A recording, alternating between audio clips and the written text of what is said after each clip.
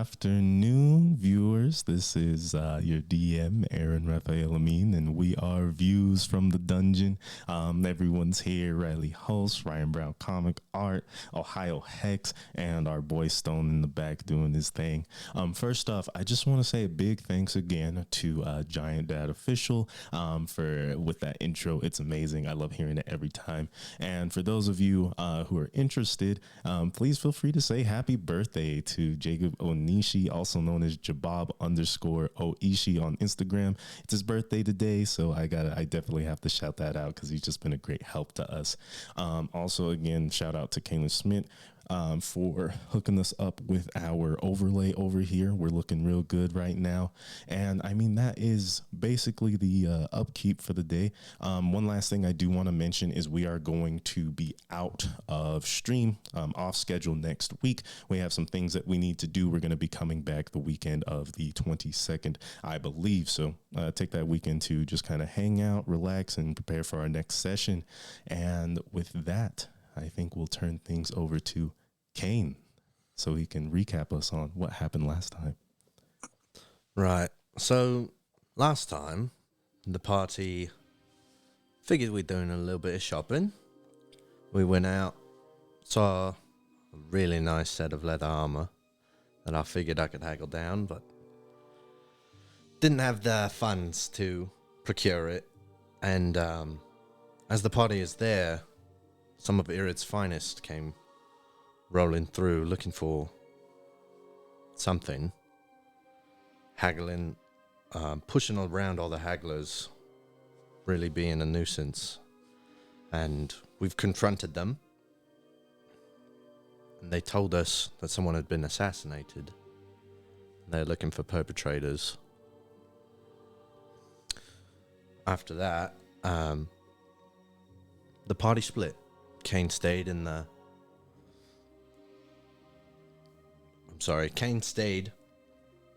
attempted to find a man that Val told him about. Middleman Matthias, who he did not get along with, but is trying to get a job. And Matthias told him, show me your skills, show me you're able to steal something. So Kane found a woman selling wands, and was unable to, due to a dwarf who saw his not so slight hands, was almost caught. While that was happening, Narissa and Uren went to turn in her bounty. While they were there, they met a woman named Lyra, who is an investigative journalist detective working on the missing persons cases. And while she was with them, she also told them about our other missing friend. He's in the infirmary presently. They came back to find Kane, and we devised a plan to perhaps find this monster, wherever it may be, making people go missing, eviscerating them. Kane decided that he would be the bait, and the other two would stalk from the rooftops. And as we moved into the alleyways in the night, Kane acting drunk, trying to lure the beast out, he felt winds whipping all around him, slicing into his skin. And now worried that something may be going down, we find ourselves in the alleyway.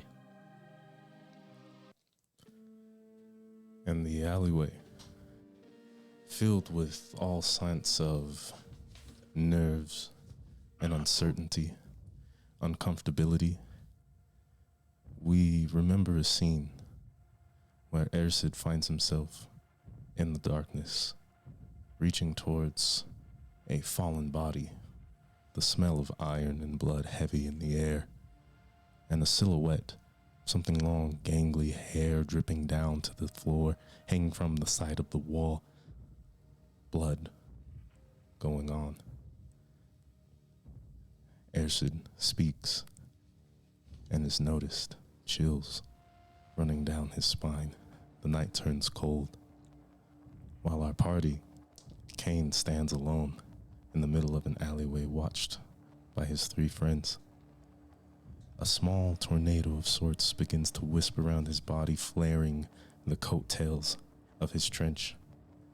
He feels claws drenching across his skin. Blood begins to draw. And I need all 4 of you to roll initiative. Oh boy. It's cocked. I kind of wanted to roll low this time, but it's fine. I'll I'll take the highest number possible. Is everyone ready? Ersid? You can always hold your action. Yeah, that's I true. rolled That's true. 9. Total? Yeah. Okay. Cain. 12. Uren. Also 12. And Narissa. 21. 21. Awesome. And at this very moment, there was almost nothing to even alert you to this creature's presence as you see what begins to form some sort of ethereal effigy of a creature around Cain's body. You're all surprised. Fuck.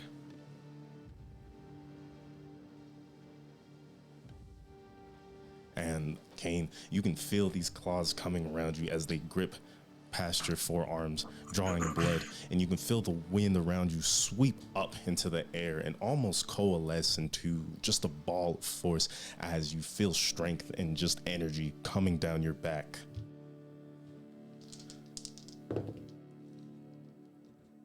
My guy does a 23 hit. Yeah. No way. And you immediately take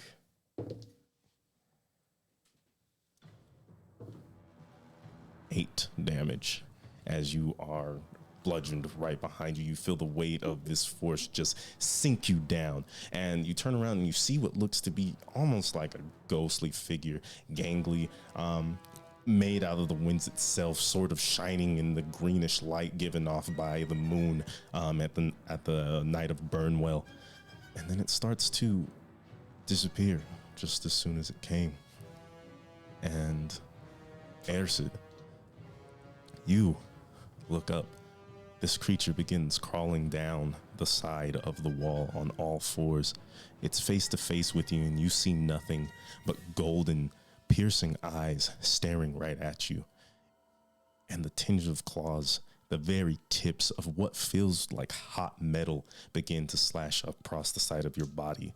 You take...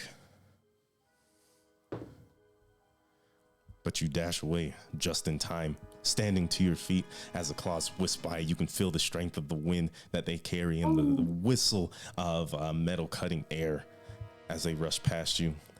How do you react? It's right in front of you. I can move up to half of my speed as a reaction when an enemy ends its turn within 5 feet of me. Okay, without provoking opportunity. Half your speed is 10 feet. That is right. so I'll move 10 feet away. Okay. But now it's my turn, right? Yes, sir. Okay, yeah. So now I'm gonna. Now for my turn, I have my 20 feet, right? Yes. Okay, yeah. So I'm gonna back up. So I'm in an alleyway, right? Yes. I'm gonna back up 20 more feet. And is there any like kind of wall or crates or something that I can just get behind? There are some crates and like barrels and things all around. A lot of them are pretty broken up. But I think you'd be able to find about half cover if you are willing to go prone. Ooh, willing to go prone. I don't know about that. Mm-hmm. I'll just stand behind a crate and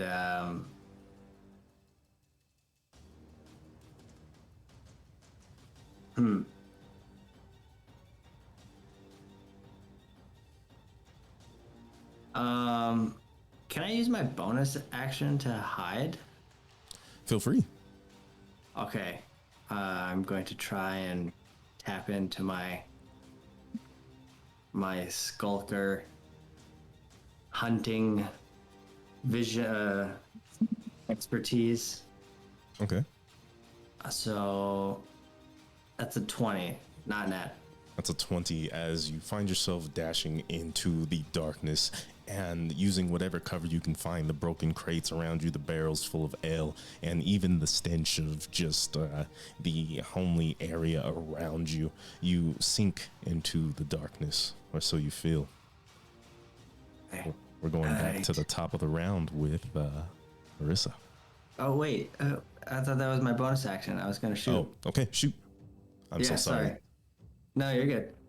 So I'm gonna shoot with Okay. advantage, right? Or Let's see. I don't know. You tell me. I will.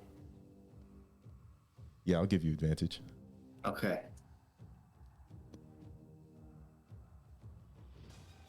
That is a 14. A 14, and as you shoot, your arrow whistles through the air, heading straight towards your quarry, and it turns and you see those same golden eyes with pupils like slits of a reptile or something of the like, as its hand, that same hand that swiped at you, large and simply just intimidating, backhands the arrow out of the air as it breaks to the ground. Anything else you can do? No, but it does say in Skulker that making the attack doesn't reveal your position. I think that's if you oh, you're right. Okay. Yeah. Awesome. Because I missed. Okay, that's it. Okay, now to the top of the round with Narissa. Okay.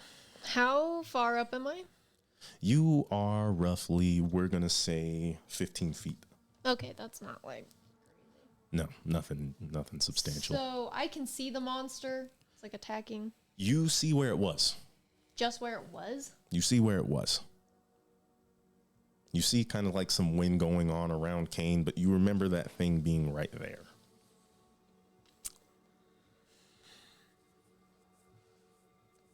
I don't know. I guess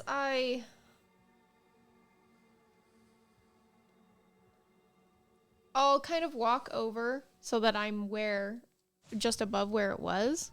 Okay. And I will throw a javelin down at where it might be. Okay, go ahead and roll at disadvantage, please.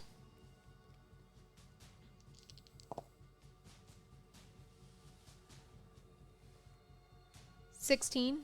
16, and you're trying your best to figure out what is attacking Kane, what is there. You saw a figure, and as soon as it showed up, it immediately disappeared. So you throw your javelin right in its direction as you speed across the roofs, and your javelin sticks, goes right through and hits into the ground, and you see a flash of this creature as it sort of like shudders in what seems to be pain, and right before it disappears, it looks at you with hollow, effervescent eyes.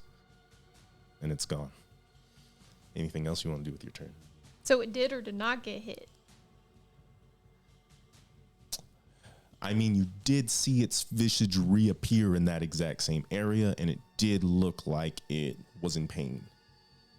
For the moment that you saw it, it didn't look like it had a very nonchalant reaction to your attack. Okay. Should I roll damage then? Yes. Okay.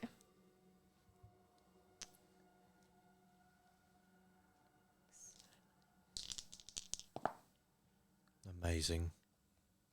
She's hit something she couldn't see. 13 13. Jeez. Looking good. with the radiant. Okay. Awesome. And then I will rage Nice. as a bonus action since Yeah, it yeah. it might be coming after me. So Okay. And your breath comes out cold into the night, and your eyes focus in the slits of a snake ready to strike. Next up, we will have. Let's see. Kane, you are looking around unaware as to what's going on. You turn around and you see the javelin strike the ground. You see Narissa just kind of like focusing in on this area. And you see the creature for a glimpse, and it disappears, and that same wind rushes around you. And behind you,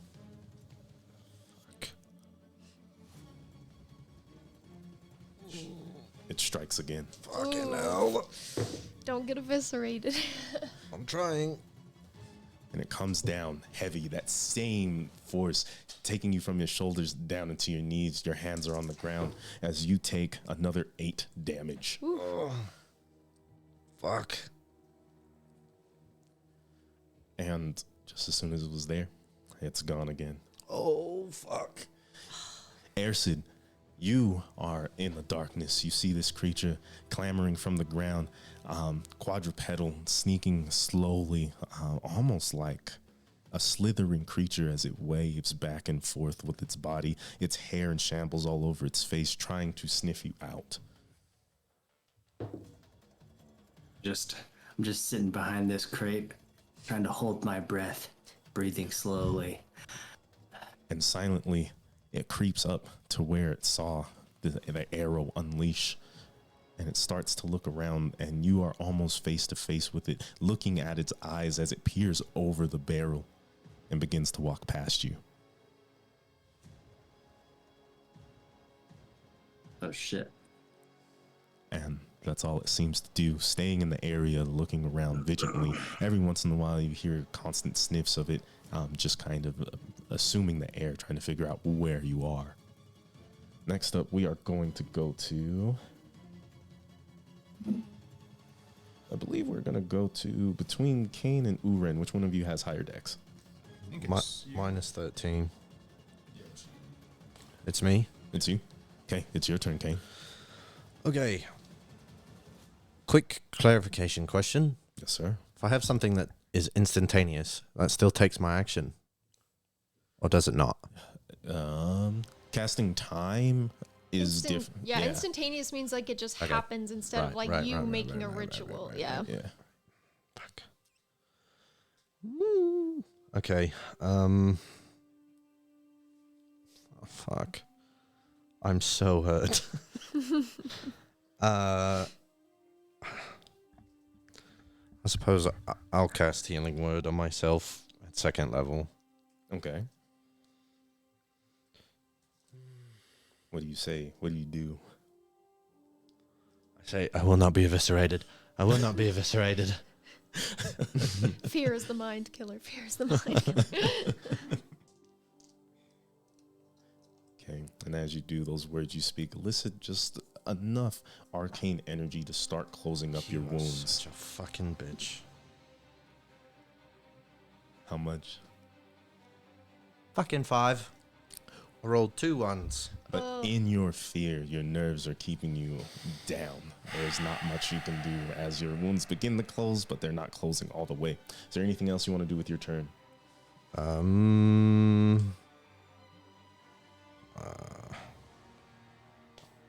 I can't see it, right?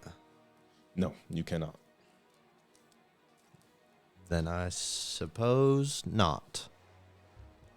Okay, you're just going to stay there? You're just going to chill? I don't want to get hit if I run away. I think that's absolutely fair. Okay, so you go ahead and just kind of hamper and you try to focus yourself, calm yourself. Uren. Okay, so is it visible currently, or did it disappear again? It disappeared again. Okay. That is where it was last. Okay, I'm going to hold my action until it reappears. Okay. I'm going to hold an Eldritch Blast. Okay, awesome. Nothing else you're doing with your turn? No, I think that'll do it for right now. Okay, awesome. And at this point, we are going to have Lyra move, and she rushes in, loading her crossbow. She can make it about here. And she yells, Kane, I need you to duck, as she shoots out. And it whizzes past you, and as the bolt flies across, you don't see the creature reappear or anything. And she just, shit, God, what do we do? Ersid, you are in the dark. This creature is next to you, sort of prowling around the area. What do you do? How close actually is it to me? Roughly, it's definitely 5 feet away, like it's in that area. Okay. Is it like, is it looking around in my area? Yes, it has not spotted you, but it's kind of just staying in a 5-foot radius around that area because it feels something from over here, but it doesn't know. All right. Shit.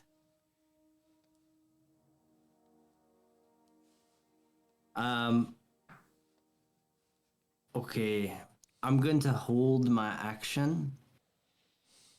But I can't hold my action for 2 different outcomes, no? No. I mean, yeah, no. I think you have to decide your action and decide your trigger. If you want to use something broad as your trigger, I am not against that. Okay, well, here's what I was thinking. I wanted to hold a steady aim shot, right? So that, if I don't move, then I get advantage. Okay. But I wanted my trigger to be either if the creature moves like 10 to 20 feet away, or if the creature spots me, like actually sees me. And like, Let's just say if the creature makes any sudden movements. I think that can encompass both of those things. How do you feel about that? all right, that's great. Okay, awesome. So you use your bonus action to knock your bow, and you focus it right at this creature, keeping your eye and aim trained on it as it mills around the area, waiting for it to make any sort of action. And Yeah. okay, awesome. And we're back to the top of the round with Narissa. So it's not in front of him because she shot and it went through nothing. You didn't see it reappear. Okay. I'm trying to think how to find it.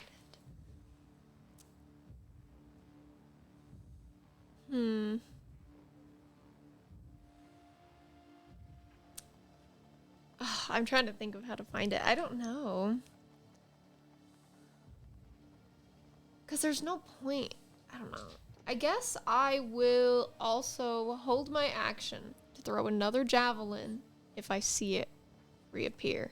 Okay, awesome. Sounds good to me. So you ready another javelin. You see Uren next to you, kind of his eye trained in that same similar area with a mode of energy in his hand ready to burst. I'm still invisible. Oh, you don't see shit. Yeah.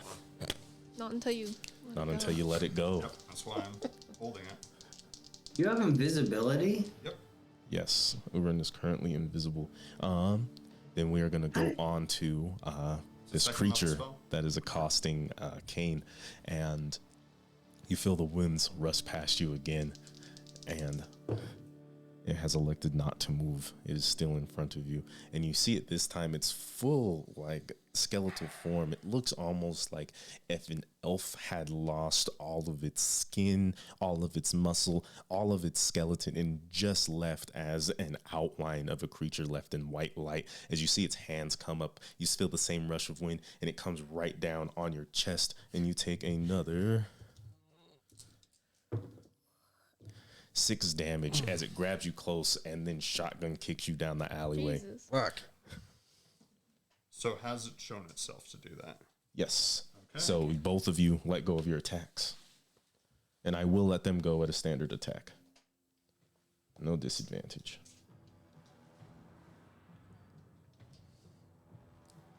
$18. Okay, 18 hits. 9. Dang, with advantage.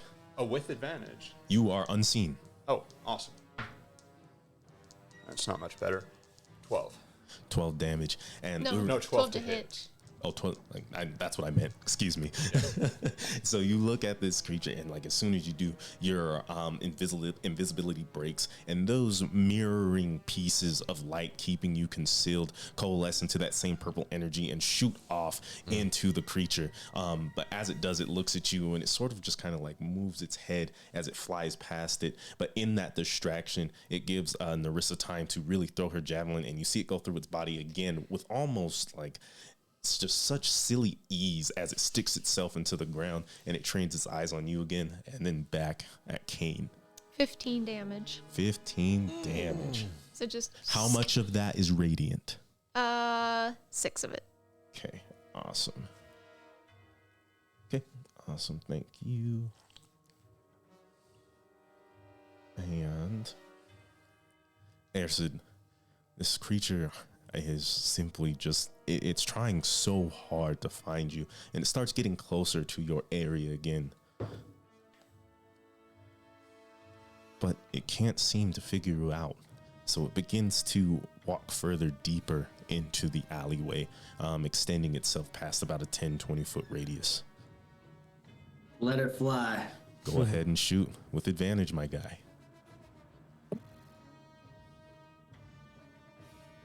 Thank God there's advantage. Oh. Fuck, thank God. Oh.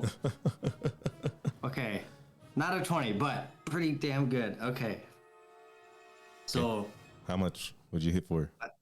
I hit for what's that plus 5? Oh, 24. 24. Okay, that definitely hits. Roll damage. Okay. So that's D8 with a sneak attack. Yes, sir.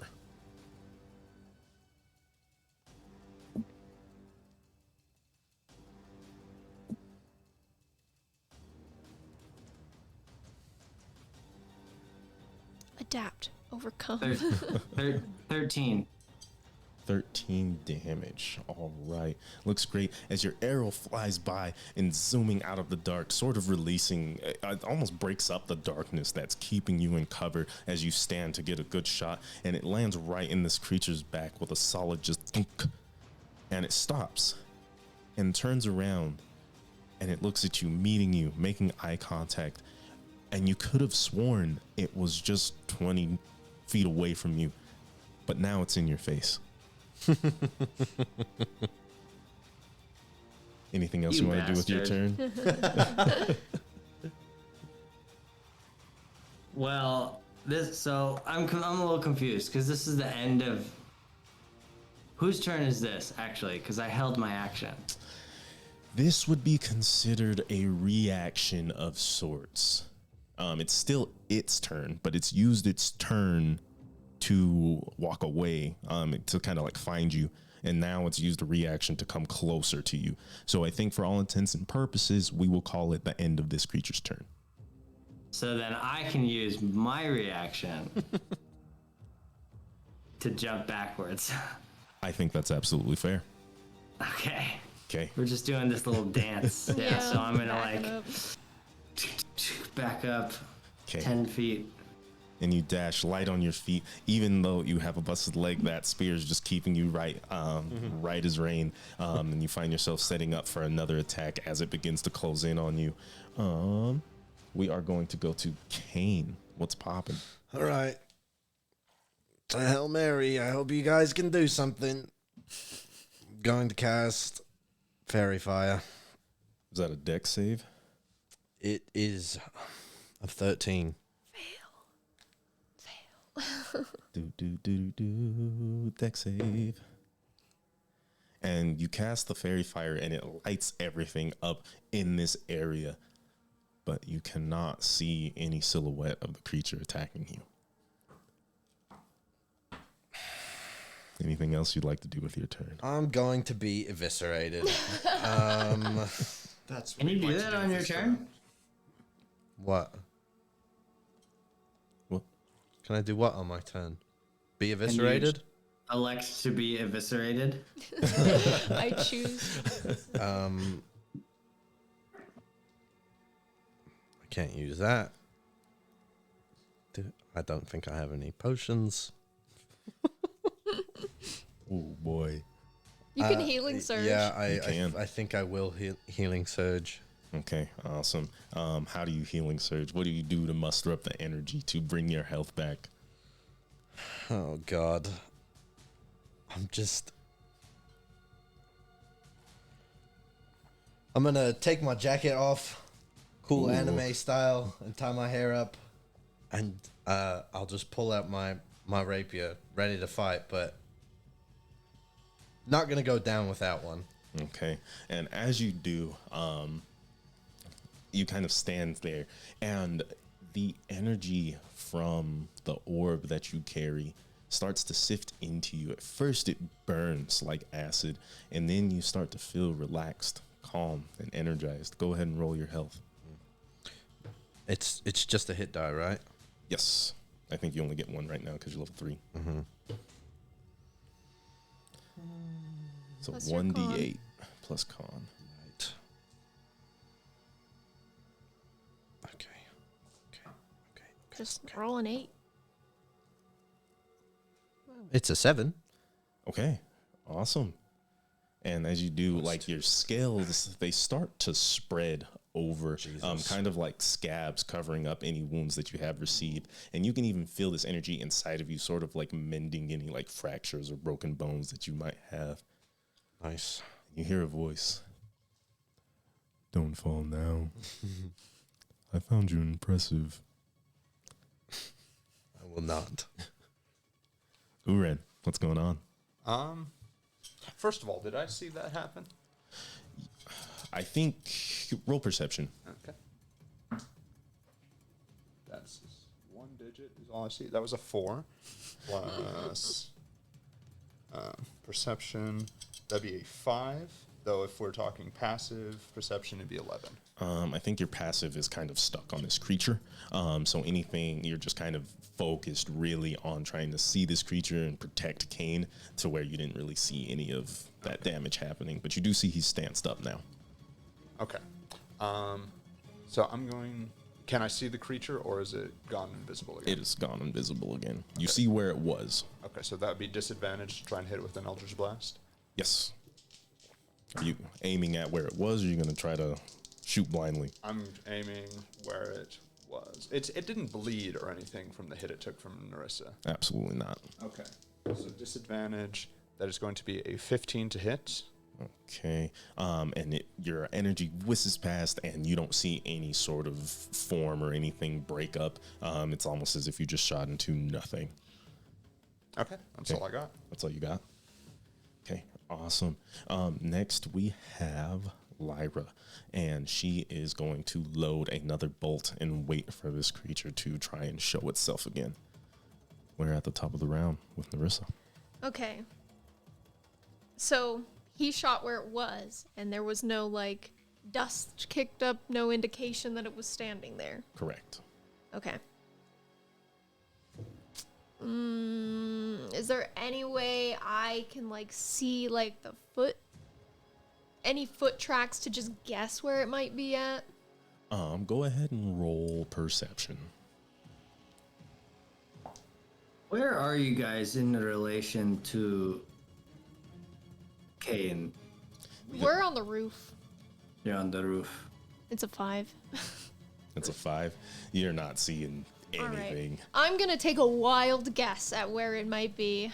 And just jump down off of the roof, Okay. spin, and like I'll just kind of flip the glaive out wildly in front of me as I land. I'm trying to like crush it underneath me if at all possible, but if not, it's okay. I'll just stand in front of Kane. So you think it's just in front of him or to the side of him, like where you jumped off the roof? Probably to the side. To the side? Okay. Okay, awesome. Let's see. All right, awesome. Go ahead and... Are we calling that a reckless attack? It sounds like it. Sure. Okay, awesome. Don't roll at disadvantage. All right. It didn't matter. That was bad anyway. Yeah, 7. 7, and you reach the ground, and you look around, and you can almost feel that same windy chill around you, like your hair starts to perk up, but you don't see this creature make any note of itself visible. unfortunately. Your blade tings against the ground and with no effect. Anything else you can do on your turn? Nope. Okay, awesome. We are going to go to Kane. And right to the... We'll call this the north of you. You see the creature reappear again. Nerissa, you turn around and you see in its full form. This thing is like 7 feet tall as it stands, with hair wildly blowing like it's caught up inside of a tornado. Like, how can I not see you? And it brings its foot down, ready to stomp you. And you immediately just like parry it away with your rapier. And it looks at you as it disappears in the thin air.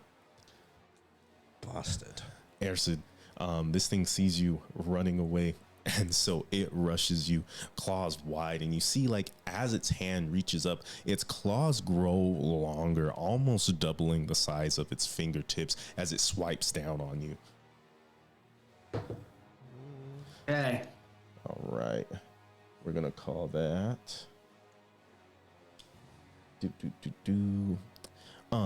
Does a 20 hit? Yes. Okay. As you take,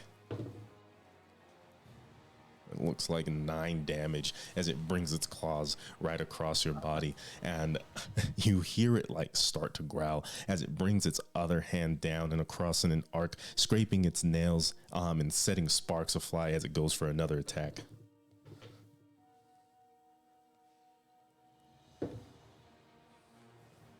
Ooh, and as it does, you're at the ready. You stick your bow out and you sort of like dash behind you and put your bow in the way, and it just claws, almost tearing the string, but it keeps it safe. And you hear just this strong twang that like echoes throughout the alleyway as it looks at you. You can see its breath pouring out of the black hole that is its face. Golden eyes trained on you. Next up, we have Kane. Okay. Sorry, Nerissa. I'm gonna cast Thunder Wave. It's okay. Make your save, Con. Yeah. Yeah. Okay. At 2nd level, by the way. Okay, awesome. Go ahead and roll damage. I made it. Okay.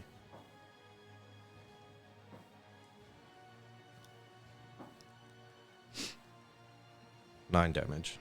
9 damage. Are you strumming your violin? What are you doing? I am gonna strum it. Okay, awesome. And you whip your violin off your hip and you take the bow out and you just, and it makes just like such a beautiful sound that echoes across, and you can hear it almost bursting your eardrums. And this thing, its body begins to shudder like static on a television as it looks at you, and its eyes narrow. It looks like it may have worked. I don't know. Well, did it get pushed 10 feet away from me? And as it shudders, you do see, let's see. I am going to say you don't see any movement on this creature before it disappears. Okay. And then, as a bonus action, Bonus. you made your save? Is she next to me? Yes. Good. I will cast guidance on her. Thanks. Mm-hmm. Guidance isn't a bonus action. It's not? No. No, it's not. Fuck. You have a bardic inspiration. Oh, that's true. Yeah, I will inspire you. Are you going to use standard bardic inspiration, or are you going to use one of your more effective ones? Or one of your special bardics? Well, For now, if you want to just do standard, that's fine. I will use a standard one. Okay. And I will say, thanks for finally coming to help me not be eviscerated. Salt. Salt. Okay, you're inspired. You have a d6 die to your next attack skill, Okay. or whatever that might be. Yeah, And I she think- just looks at you like her pupils are just tiny little slits, and it's almost like she just doesn't even recognize you, just kind of nods slightly. Okay, then. Urin, what's going on? Okay. Is it visible? It was. Okay, then I will hold my action until it is. Okay, awesome. Just another Eldritch Blast? Yep. Okay, beautiful. Actually, it did make itself visible, so Lyra is going to make a shot. You're holding your action until the next one because you didn't hold your action before. Yep. But you reminded me about Lyra's attack. Okay, awesome. And Lyra shoots another bolt, and it whizzes by, and you can kind of see this creature form itself again, but it's like dashing out of the way. You can definitely tell that the arrow did not hit, or the bolt did not hit. And it is... Just for some quick clarification, she can use the magical inspiration regardless. It's all encompassing. As long as she has inspiration from me, she can then make it a magical inspiration. Okay, awesome. I'll take your word for it now. I think that'll be fine. Let's see. Urin's holding his action. Ersid, it's your turn. Okay. Back to the past. So, back to the past. So it ended its turn next to me again. Yes. So then the reaction at that time is that I can move 10 feet. Since you already used your reaction and it hadn't been your turn yet. You're right. Yeah. Yeah. So...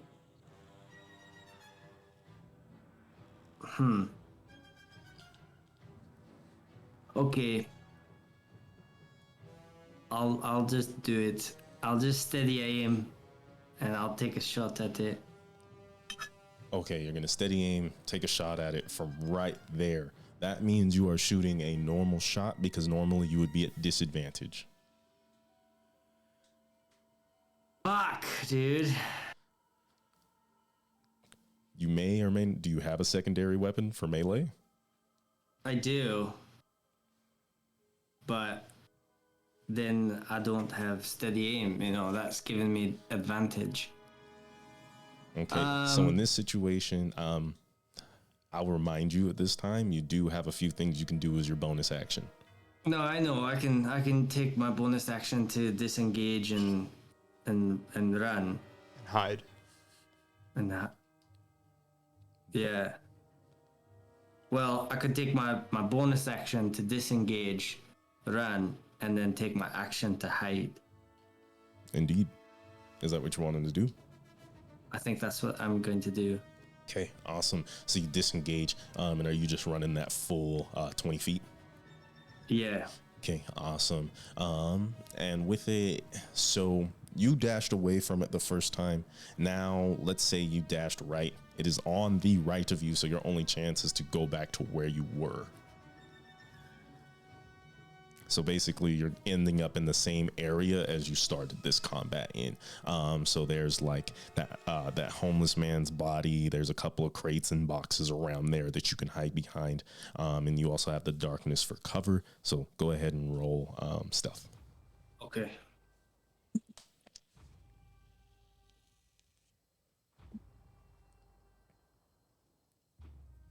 $14. 14. Awesome. Okay. So you go and what are you doing to hide? Are you getting in the boxes? Or are you just going to try to use darkness? How are you hiding? Yeah, I mean, if I can get in a box, that'd be great. But, yeah. Okay. Awesome. So you kind of rush past it and jump into this box, and you expect the dark to cover you. But as you jump into the box again, it's right there. It's silent, almost like you didn't even see it move, and it's staring right into the crate that you were sitting in. And it ends its turn there. Are you gonna try to use your speed? You have a reaction again. Trapped like a rat. Just a bunch of little jumping around. Or are you just gonna wait? What are you gonna do? Can I... Yeah, it doesn't even matter because... No, I'm not going to use my reaction. Okay, understood. And we are at the bottom. Lyra is going to ready another bolt. And she screams, I'm running out here. I wasn't really expecting this to last this long. You're running out? I have about 5 left. Oh How many did you bring? God. Not many. She probably. You're telling me you don't have like triple-digit crossbow bolts on you at all times? And on to Narissa's turn. 100 crossbow bolts? Okay, so I can't see it, right? No, you see where it was last. Where it was last. Alright, I will kind of move around. Maybe over here, just a little closer.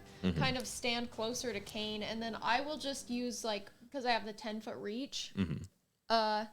When it appears again, I'll hold my action to attack it. Okay, awesome. I think that's fine. And we're gonna rush to this, making itself known.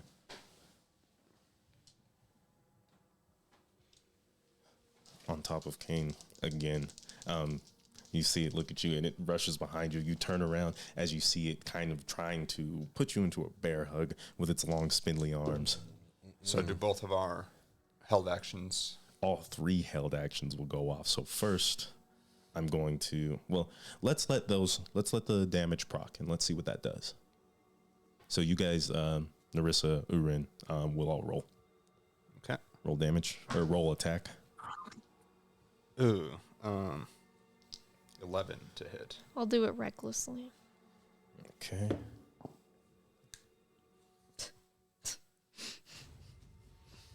I shouldn't have left the roof. All right, we'll start with Narissa.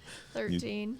13. And you swing recklessly, letting your glaive reach the extent of its reach as you grab just from the end and like kind of wheel around like a top using your centrifugal force to get it around.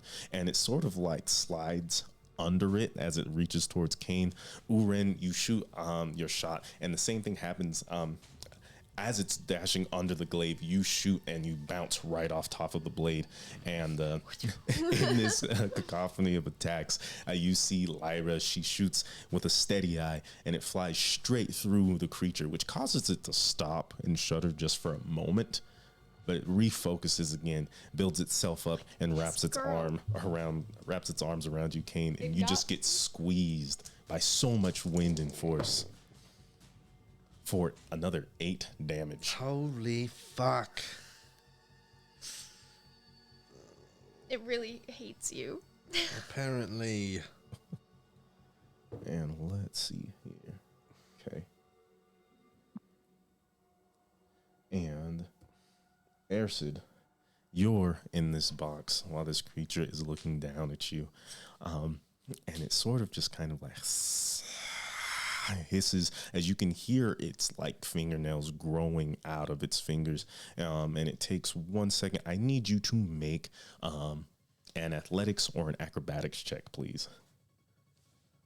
You got it. 24. 24.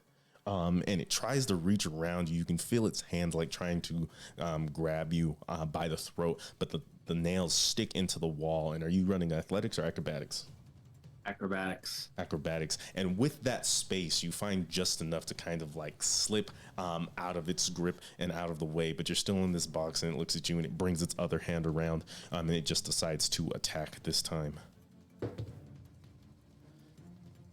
Let's see. Does a 13 hit? No!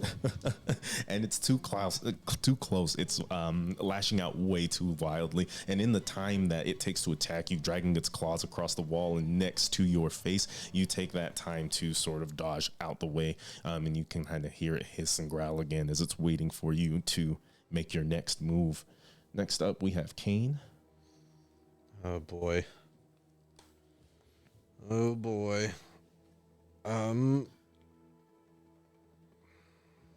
Fuck. I don't want to die. I'm again. I'm again going to cast Healing Word Okay. at first level. Awesome.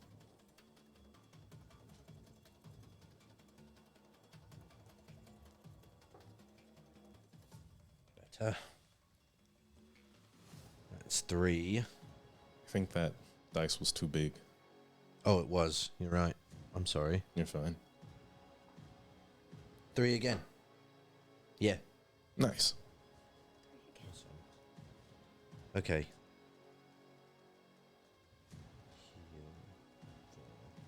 And then I will inspire Urin as my bonus action. Apparently we need Excellent.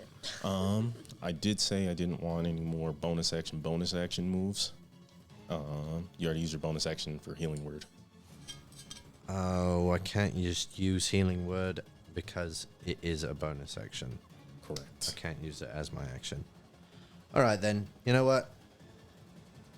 Can I retcon the healing word? Sure. Okay. Still your turn. I will again cast Fairy Fire instead. We'll go for broke here. Go for broke. Okay. Let's go. I gotta beat a 13. Yes, sir. Okay, and in that same moment, you sort of snap, and that bluish grayish fire envelops the area in a 20-foot radius. Everything sort of lights up, almost blinding you guys because it's so dark. And as the flames dissipate, nothing else is still caught in that flame. Fuck. You. Now your bonus action. You're gonna bardic inspiration. Yeah, I still have my action held, so it would. Didn't your action proc from it trying to attack him Yeah, earlier? it did. Oh, it did? Yeah. Oh, Yeah. I thought it'd come around to me again. My No, bad. you're right after this though. Gotcha. Fucking hell. Yeah, I'll still inspire him. How do you inspire? Don't you fucking let me die. We're all doing our best here, and he just like has his hands held out, just like I was ready the to bait for you. Urin, it is your turn. All right. Like I said, I'm going to just hold an Eldritch Blast until I have a look at it. Okay, awesome. Makes sense. It looks like Lyra is doing the same thing. Bardic Inspiration is plus 1d4, right? 1d6. 6. Excellent. And Lyra yells out, I got 4 more. Oh, As she locks that in. Airsid, it's your turn. The creature's claws are in the wall behind you. There's broken brick and like wood dripping to the ground in little pieces and like crumbs. And it's still staring at you, ready to make its next move. Real quick, is Airsaid in the past soloing this better than we are in the future He's as a just not team? getting hit. There's a lot I'm of just not they're getting not hit as they're not much. hitting each other. Yeah. Yeah. We I think there's only been one confirmed hit. So yeah, you are doing a bit better Yeah. overall. I have a much different strategy than you do. Kane is the punching bag. I don't have a distraction. It's just so. Okay, so I'm imagining this like I can see it so clearly. This scene. Do you mind if I? Yeah, go ahead, my brother. So like I was in this crate, right, and that like I can just see the creature comes down and shatters the crate, and just like in like an anime like kind of panel, like you can see me. So I'm gonna use my reaction now, because that was the end of its turn, to dash back 10 feet, and so it's like this. And you can see like my clothes like whistle in the wind as I jump back. Hell yeah. Hell Right. yeah. So that was the end of the reaction, and now it's my turn. And so I have steady aim, and so I'm just gonna knock my bow and shoot. Okay, go ahead and shoot. You got your advantage. You got enough space. Fuck yeah. Fuck yes! Oh! That's a 20, bro. Let's go. All right, let's do it. Don't forget to double your, let's see, you got your crit damage. You got your sneak attack crit damage. So you're immediately doing, you roll a d8. Yeah. So you're immediately doing 14 damage, plus your dex is plus 3, so that's 17. So roll 2 d8s and a d6. Okay. He is soloing it better than we are doing. That's not a surprise. But at at this level, though, I have 2d6s for sneak attack. Oh, you have 2d6. Okay, so then that would be 20. Roll 2d6 and 2d8. So 23 plus whatever you just roll.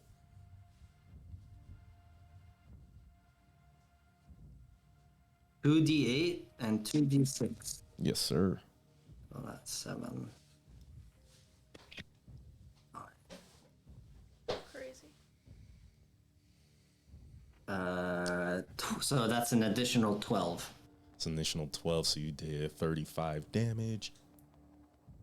Okay, awesome. Looks good. As you shoot this arrow, it whizzes past faster than the eye can see. It's still looking at where you were by the time that you shoot, and you can feel, you even feel the same thunk as it sticks into this creature's body, ripping through its like robes and clothes, where you see a couple of pieces of like embroidered yarn drop to the floor in its ribs.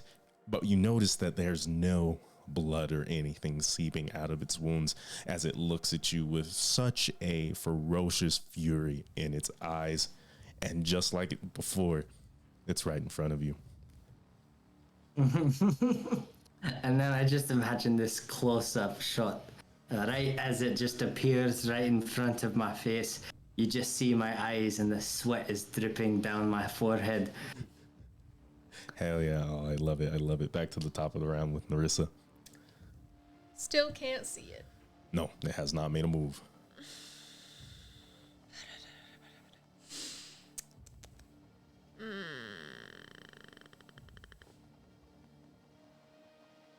If I attack where it was, it's a disadvantage, right? Yes. If I reckless, it's flat. I will give you, since you have the glaive, since you have the reach, since you have the polearm master, what is your plus to hit? 5.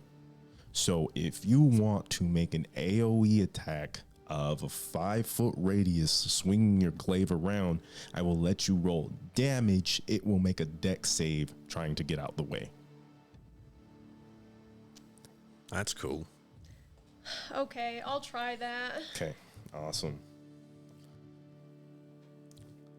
Come on, roll low for once. Roll low for once. Okay, so you get your glaive, and like almost emulating its same tornado effect, you start to spin it around you, carrying momentum until you finally just kind of bring it close to your body and begin to spin with so much force. Kane, Don't you do it. I'm not gonna make you make a save. I think you're not recklessing. No, I'll just push you down. I think that's fair. And you connect with something. You feel the lightest piece of resistance as your blade comes into contact with this creature, who even also looks surprised with its very emotionless face and large, just buggish, glowing eyes. How much damage? 9. 9 damage. Yeah, I rolled low. That's fine. I think that's better than nothing. How much of that is radiant? 1. Understood. Okay. Looks good. Are you going to try to do anything else with your turn? Can you do anything else with your turn? If that was my action, Yes. I guess I could try to bonus action hit. Okay. This will be a standard. No disadvantage. Oh, and Urin, since it did get hit, it did proc. So you and Lyra are going to attack. All right. Come on. Okay. So that is it's not great. 17 to hit. Okay, awesome. Lyra's bolt unleashes, whizzing through the air. And as it strikes towards this creature, it sort of like ducks, leaving its hair just like wisping in the wind. But in this like crouched, almost fetal position that it finds itself in, its arms are splayed, and you shoot and get it right in the shoulder. Go ahead and roll damage. All right, that is 11 damage. 11 damage, and like it almost looks like it blows a chunk of its ethereal form away, as it sort of like, you can see its whole body just like shivering and tensing up. It is no longer feeling too great about its situation. Good job. That's what I like to hear. Okay. Mine was 20, not natural. 20, not natural. And like it's already distracted by all of this. So you bring down the other end of your polearm and you swipe right through its head. Go ahead and give me damage. 6. Okay.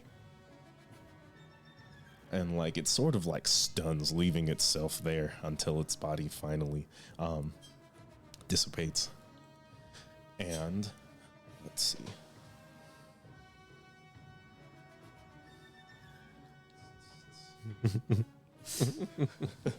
It appears on the other side of Cain, still like low in its form, as it takes both hands up, scraping them across the ground and bringing them right into like your solar plexus.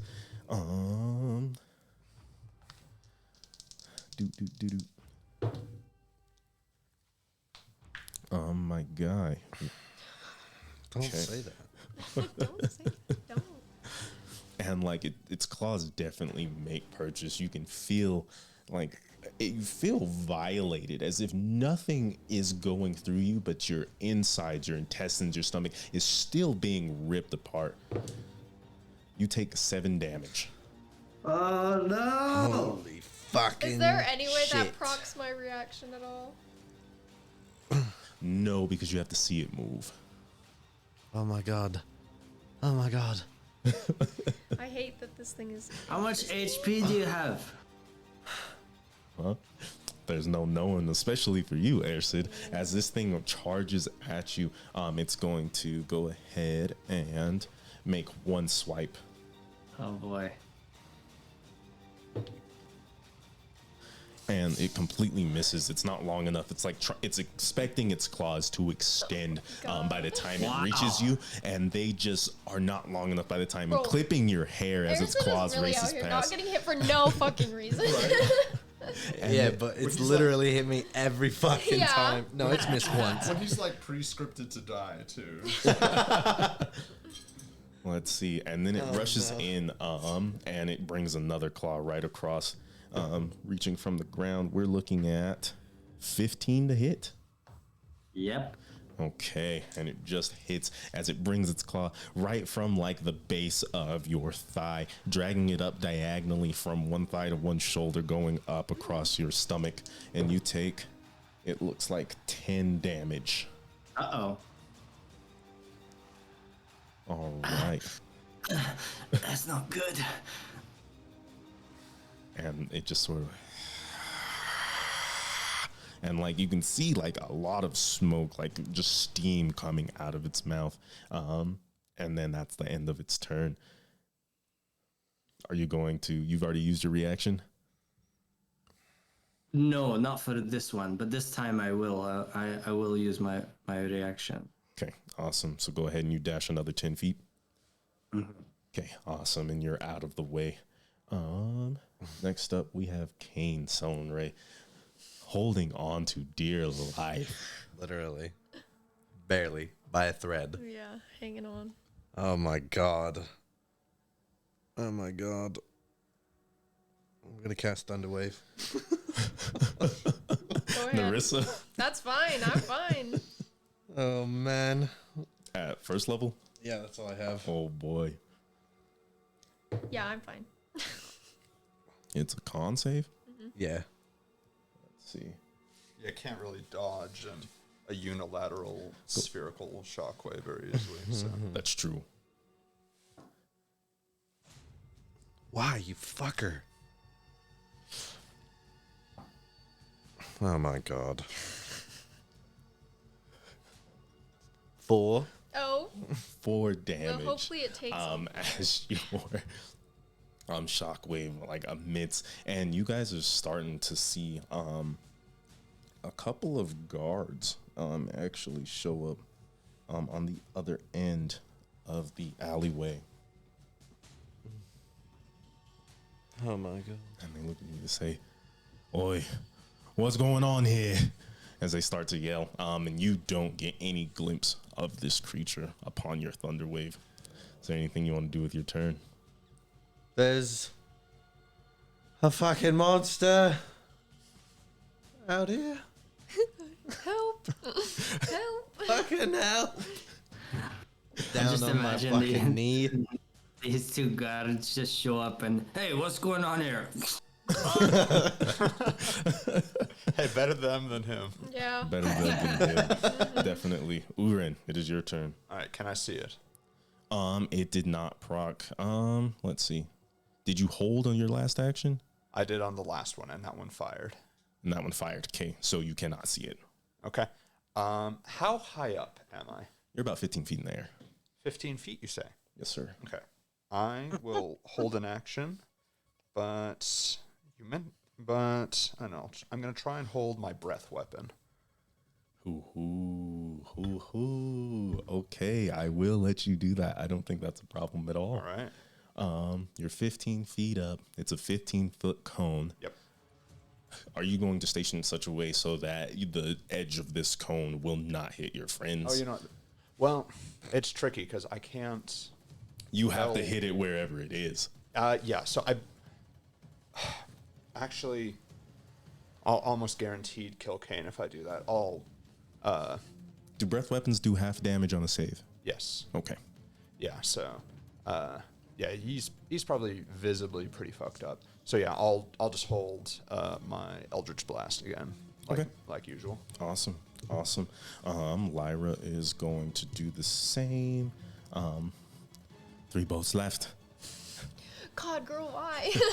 You should have at least like 20. Don't tell me how to do my job, weird.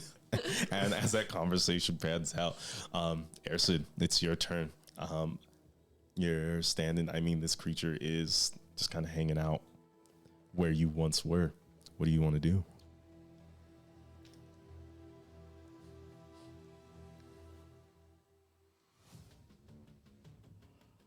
Ersid? Sorry, well, oh, my bad. I was totally zoned out.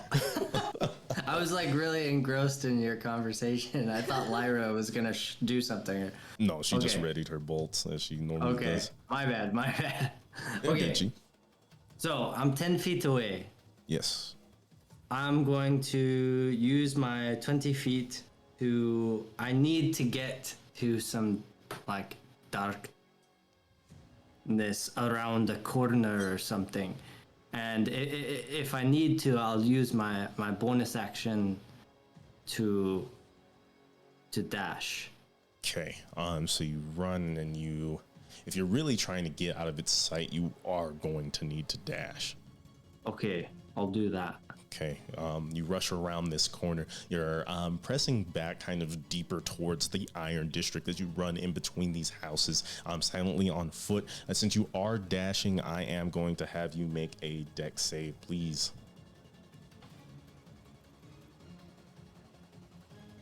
15. 15. And even as you are trying to stabilize yourself with the spear that you use to kind of get around, you let it slips under your weight and you fall prone at the end of your action. What do you do? But did I get to where I was going? You are, I'm willing to say you are 40 feet away. Shouldn't I be 50? Oh, okay. Well, you're 50 with, if you use your full 40 feet, you are 50 away from this creature. Yeah.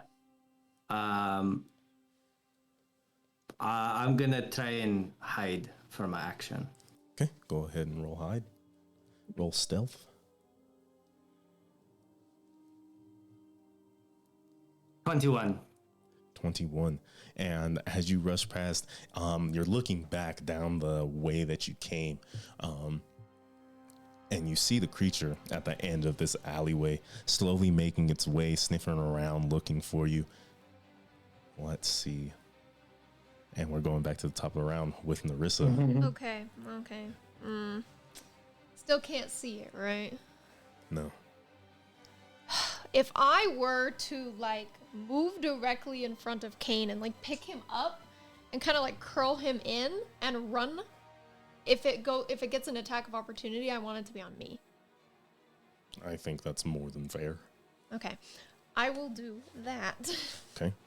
I mean, it doesn't matter. Mm-hmm.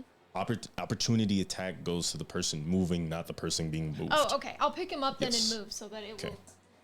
Awesome. I just want you to roll like a standard athletics check just to kind of see if you can run at your full. Well, how much do you weigh, Kane? Like 110. I think you're fine. You're whisked up by Narissa, cradled in her arms as she kind of like dashes down the alleyway, and you're heading towards Lyra. Yeah, I'm Are gonna you try using- and put him behind Lyra.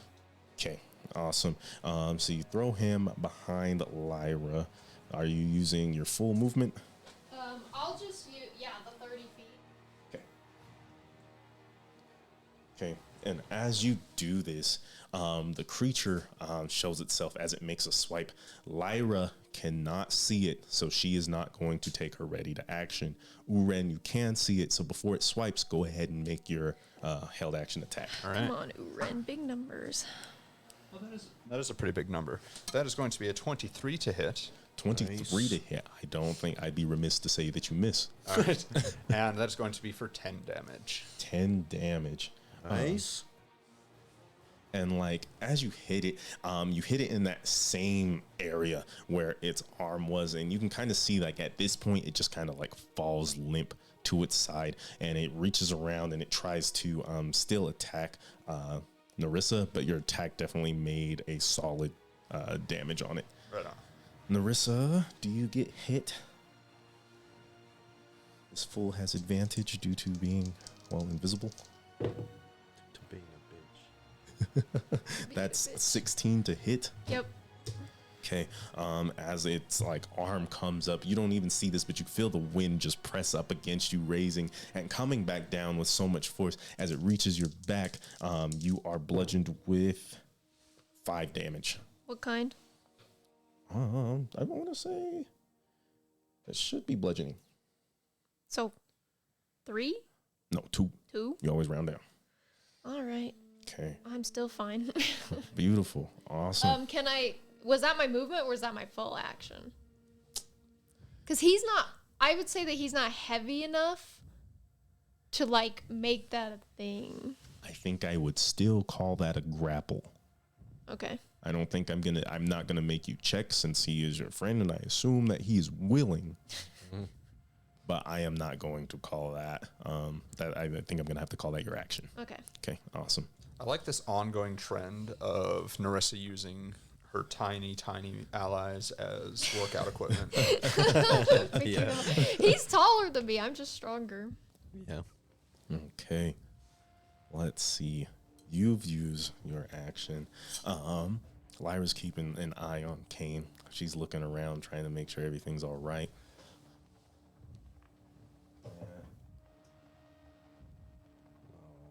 God. Oh my god, it's still. I tried. Bro. Wait. Oh, it's invisible.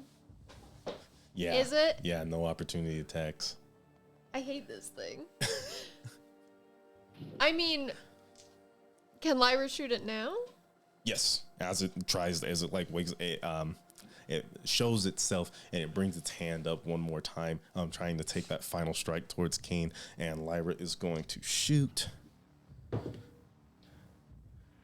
And she hits as it flies through the creature's body, and it's still like just holding on to whatever energy is causing it to stick around. Let's see, we're gonna roll damage. Nice. Oh, fuck. Good job, Lyra.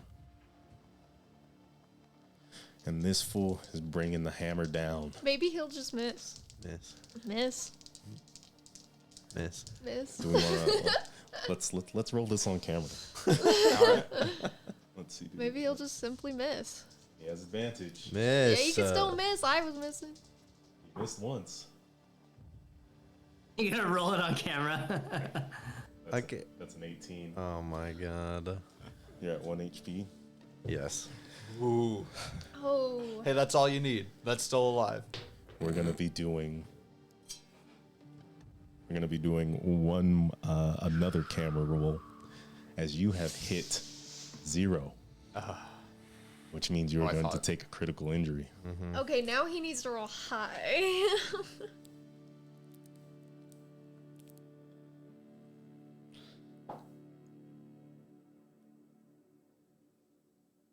What is it? I can't tell. I can't tell. You guys can't see.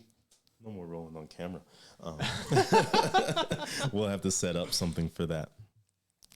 As this creature brings its hand down upon you, it grips you right on top of the face and takes its thumb and pushes it through your eye into your brain. Dude, why are you rolling the absolute? No more rolling for you. As you feel just like You're not allowed. it's like electricity simply singeing through your body. You scream out in such blood-curdling terror as your sight is taken away from you, and your body goes limp and hits the ground. And Shitting, pissing, crying. Oh my god. You're not allowed to roll the lingering injuries anymore. I mean, I don't choose. You think that. I didn't do Yeah, it. but a 3 and a 1? Are you joking when you hit an 18 before? I can't joke. This is completely random. Oh my god. Oh my god. Uren, what are you doing with your turn? Okay, so I'm gonna scoot over here, so got a little bit better of a vantage point. Okay. And is it visible currently as it digs his eye out of his head? Once it does that and Kane's body hits the ground, it also disappears. Okay, nothing much else.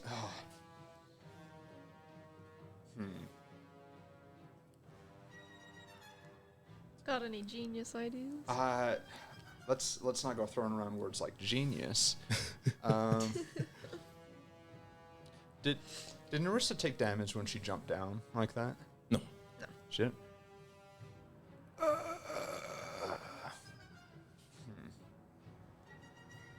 And it only attacks once per turn, right? Yes. Okay. I think we can... all right, I'm going to spare one to see how it goes. But I'm going to hold my action to Eldritch Blast it once it becomes visible again. Okay. Understood. Lyra is also going to lock another bolt. And, actually at this point, she is going to clamber on top of Kane and do her best to make some sort of medicine check to stabilize your body. And so she whips out just sort of like a little mess kit. She whips out her med kit and just starts doing the animation of some catching you gauze, up. some ointment, just kind of things. And she starts checking your pulse. And she kind of gets him all strapped. You guys see she's working fast. The wound in his eye, she immediately just wraps his head up, stops the bleeding, covers any other wounds, and she looks at Uren because you jumped down, right? I did not. You did not, okay. No. And then she looks at Narissa and just says, I think he'll be fine. I think he's good. No more bloodletting. Understood. Ersid, you are on the ground. Oh no, there's still the creature's turn. Oh yeah. Let's go. Okay. This creature rushes in on top of you and it starts sniffing, walking through the darkness, and it's getting close. And at this point, it's again back on all fours, looking around. It's bloody hair swiping across the floor, leaving all kinds of traces and marks. But can it smell you?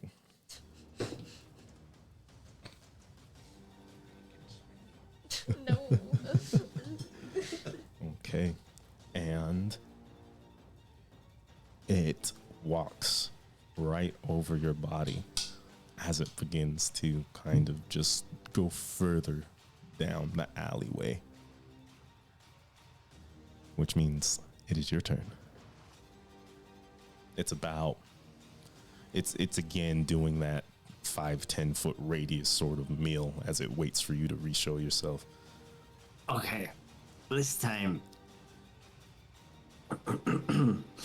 I'm going to am I so I've already rolled the stealth, right? So I'm stealthed. Yes, you have not broken stealth. Okay. So I'm going to stealthily get up because I'm prone Okay, 10 feet, gone. and just So now it's in the alley, right? So now it's gone past me. So now I'm going to use the 10 feet that I have to like sneak out of the alley.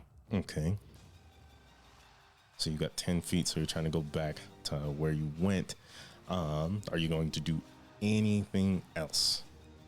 I'm just going to use healing surge. Okay, awesome. Go ahead. What do you heal? Well, how do I do it again? It's 1d8 because you're a rogue plus your con. Okay.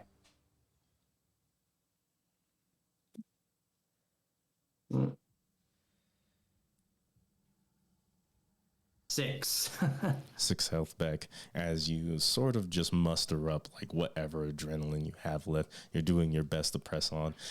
You just kind of like start to breathe and concentrate, and your bloodletting begins to slow down, and you are making your way out of this alleyway. So you're about 10 feet. Okay.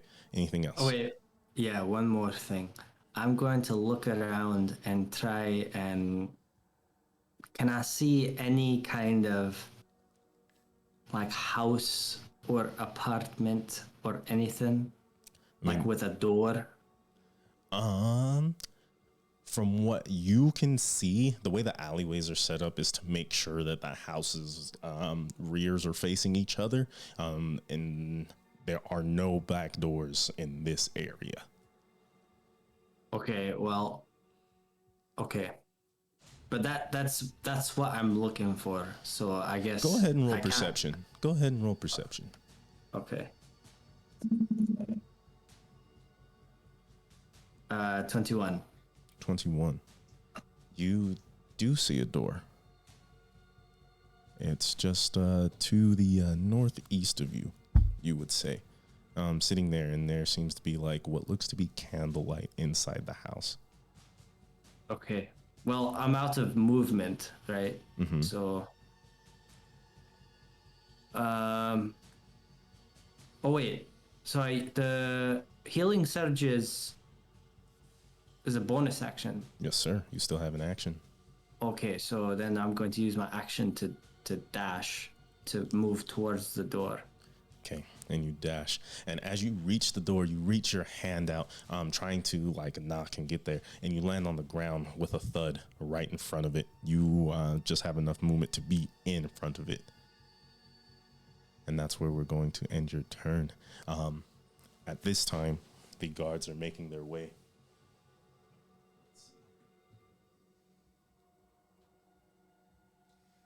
And they've gotten pretty close. And they look at you all and, is everything all right? What's happening? And like they pull out their spears and their shields.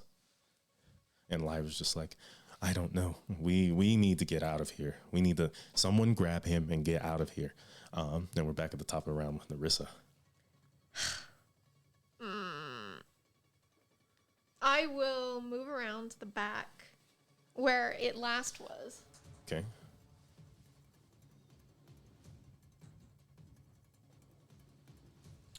Stand in front of Lyra and Kane's body protectively.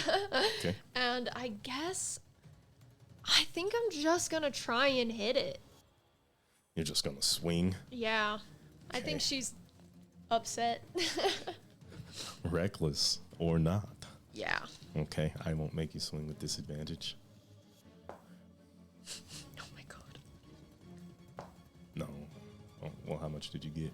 Well, that was my inspiration. I haven't used it. Oh. 8, 9. 16, I think. Yeah, 16. Okay, 16. As you bring your glaive down, it is standing right in front of you. For how much damage? Okay, I gotta roll big. Big.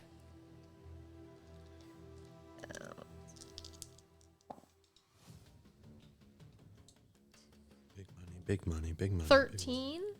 4 of that is radiant. 13 4 is radiant. Okay, awesome. Okay, as you swipe through, and this blinding light illuminates this creature, tracing out its outline. Uren, you catch onto this immediately. Go ahead and roll your ready to attack. That's going to be a 14 to hit. Hits. It hits. Nice. All right. Come on. For a whopping 4 damage. And he passes, and it hits it right in the head, and it's sort of, its head like leans all the way back as if its neck is broken, and it realigns itself right before it disappears. I can bonus action hit it again. I can see it now, right? I would say I'm going to let you have this hit, so go ahead and roll with advantage. I think I can only reckless on the first attack that I do. I think it's all melee attacks. Oh, okay. If it's not, then I think we'll just rule that for now, but I'm pretty sure. Take the advantage, damn it.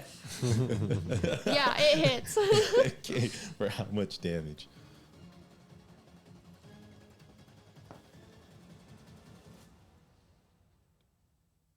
Seven. Okay, awesome. Then it slides right through it, and you strike like as it's disappearing. And your glaive hits the ground with a solid thud as its body is just gone. We are moving to the creature's turn. You're in front of Kane, Yeah. like surrounding him, like on top of him.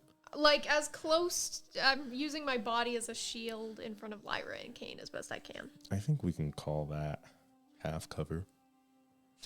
I'm hoping that it goes after these. We can call that these- 2/3 cover. I'm hoping it goes after these 2 juicy men. I know. What coming about up on the these scene. guys? They're so manly and What about everybody who's been here except for me? That's what I was going to say. Ah. Well, I mean, what about you guys? I mean, it hasn't hit you. I don't know what to say to it though. You can say whatever you want. What did you do to this creature, Kane? Why it wants to kill you? What is your AC? 14. And this creature, its body becomes visible again, and you see it right at the end of its attack as it hits with a loud boom, as its hand hits right just between your legs, almost hitting Kane, but it can't seem to reach as it's trying to get around you. That's the end of its turn. Ersid, this creature is still sniffing around, trying to look for you.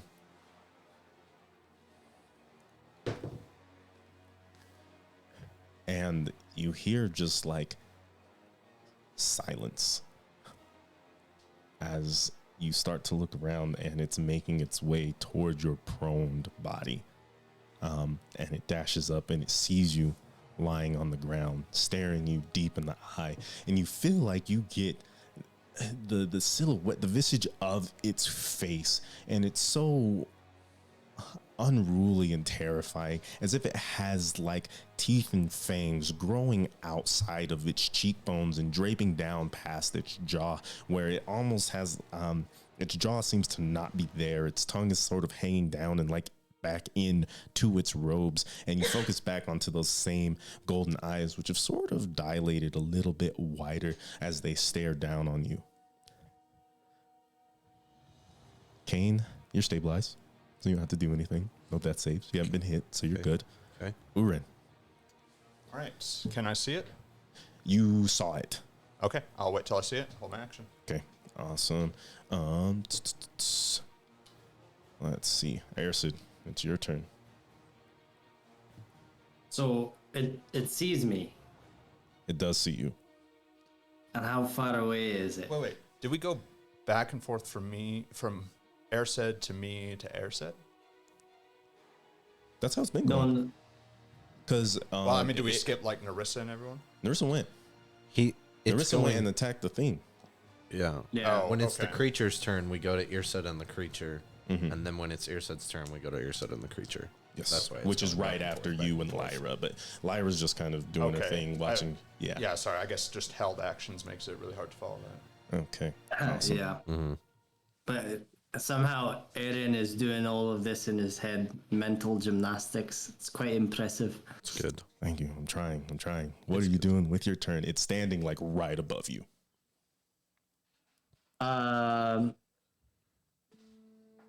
So can I stand up? Gosh, I don't. It's your turn, so yes, you can. Okay. Well, I stand up and I'm going to try and break down the door. Well, I'm gonna try and open it. You're gonna try and open it. Yeah, see if it's open. That'd be stupid if it was just open. Okay, awesome. I think here's how I want to do this. You open the door, and instead of a home, you see a very familiar expanse of land. You're opening a tent, and in front of you, lying on the bed, is the same old slow fool, Bertrand, looking at you, exasperated, eyes wide. What are you doing in here, mate?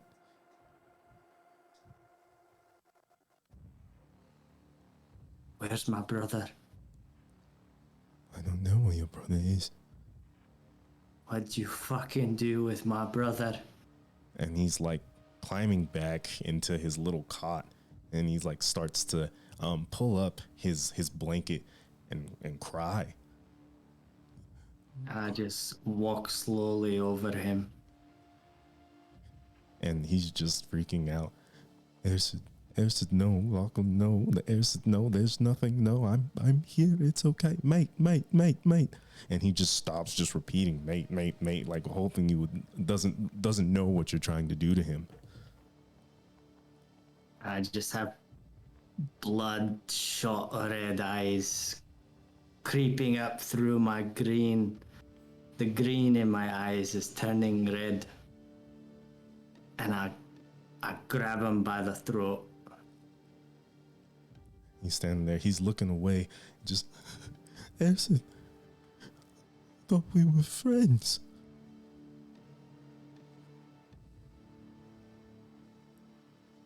And I pull back my fist and I say, I know you took him, you fucking bastard. The blood went right into your tent. And I just start pounding on him. And at your first strike, you feel blades of piercing, just red hot heat coming through the back of your body, matching your rage, filling you with adrenaline until you realize you are in the darkness. There are nails pointing out of your chest as you fall and hit the ground, bloody and lifeless. Your eyes open, and you are in a very unfamiliar space. You look up, and around you are other cots, other people, kind of in a similar situation. You start to examine your body, and you are covered in rags, one wrapping itself way around your chest tightly.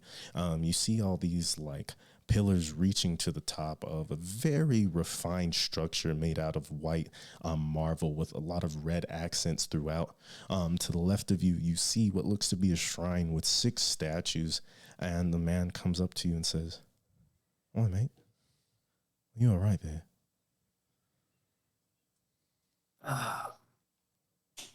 What am I?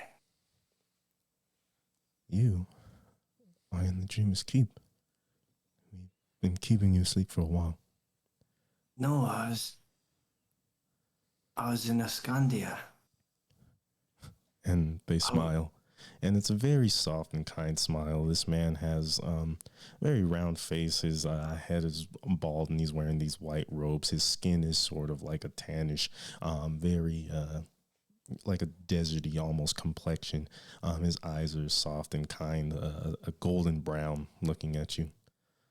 We have much to talk about. And we're going to call that break for now. Go ahead and relax, you guys. We will see you guys in just a bit. Holy fucking hell.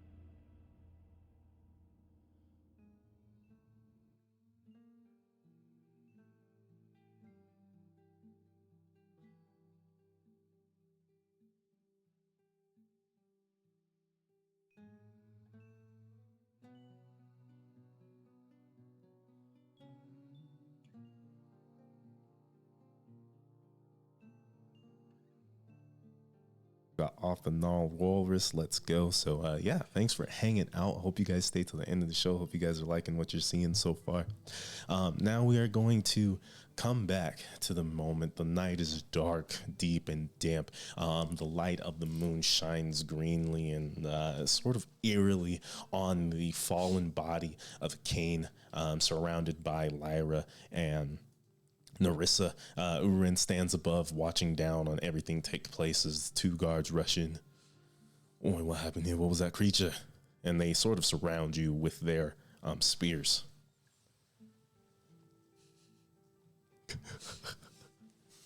We're out of initiative. Oh. Thank God. Not that I said that. I'm unconscious. You said gurgle in parentheses. And like after time passes, I'm just casing the area, walking around, seeing if I can find it, if it's really gone. go ahead and roll investigation or survival. I'm going to do the same since I have a good vantage point. Okay, awesome.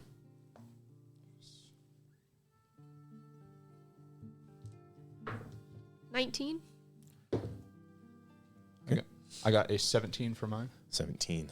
You guys notice that things have certainly calmed down, but the way this creature attacks, it doesn't leave a lot of room for like blood to be let for it to track. This place is sort of dirty, but there's no like mud or anything. You don't even see footprints leading off in any direction.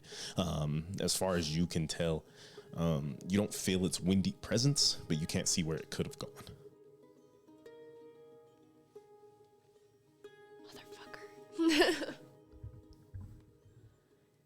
Just the rage goes away.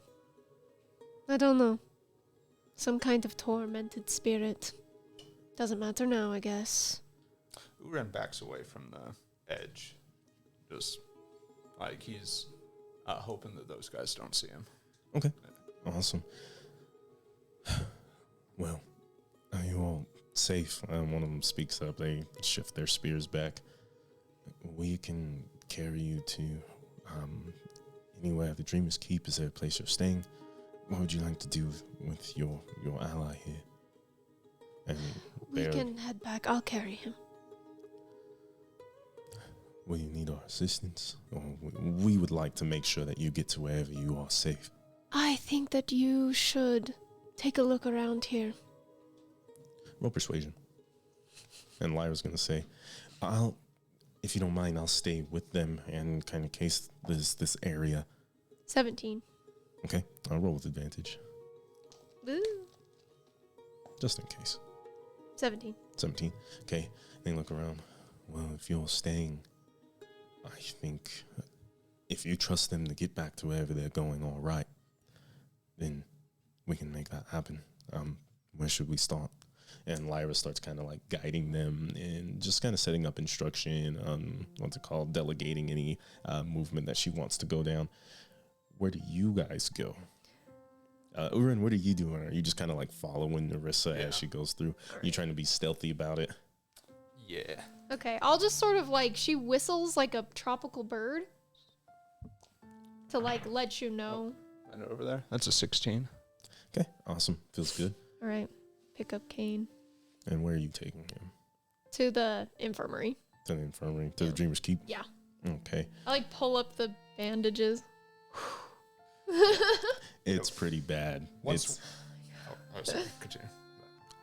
You just kind of look in there, and as you look, you see just a gaping hole. And as you look deeper, what little light that is there for you to kind of make out what's going on, you can see what it's like jam in there, made out of like white and red, this pinkish color sitting at the back of his dome. Put it back over. Like, I'm sorry. Just keep. And he's just breathing softly, unconsciously. You make your way to the keep, and the same mother who was there is kind of tending to the bodies, and she sees you all come in with Kane draped across. Uren, were you gonna drop down at any point? Yeah, like once we're away from the guards, he doesn't want to get misidentified as a vengeful spirit, so he's like once we're a certain distance away from them, he'll clumsily just clamber down the side of the building and catch up with them. Any role play from you two before we make it to the Dreamer's Keep? I guess he got a little eviscerated. I feel bad. Yes, just a little. Ugh. Well, now what? Did it just get away? Did we miss our chance? It did run. And I guess it's frustrating because we weren't able to stop it. And that felt like, I don't know, like we did this for nothing. I would agree. That's... And he just looks at Kane again. Just, here, on the way, I'm going to cast a Cure Wounds on Kane. Okay. So it's going to be a 1d8 plus 3.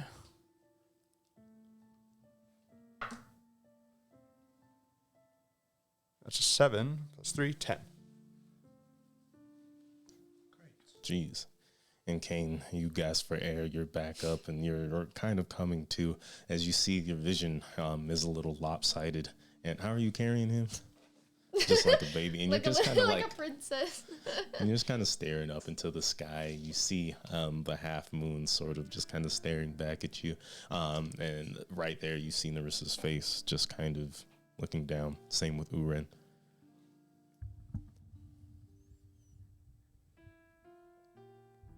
At least I wasn't eviscerated. I'm not going to say anything else. But if you don't want to carry me, you can put me down.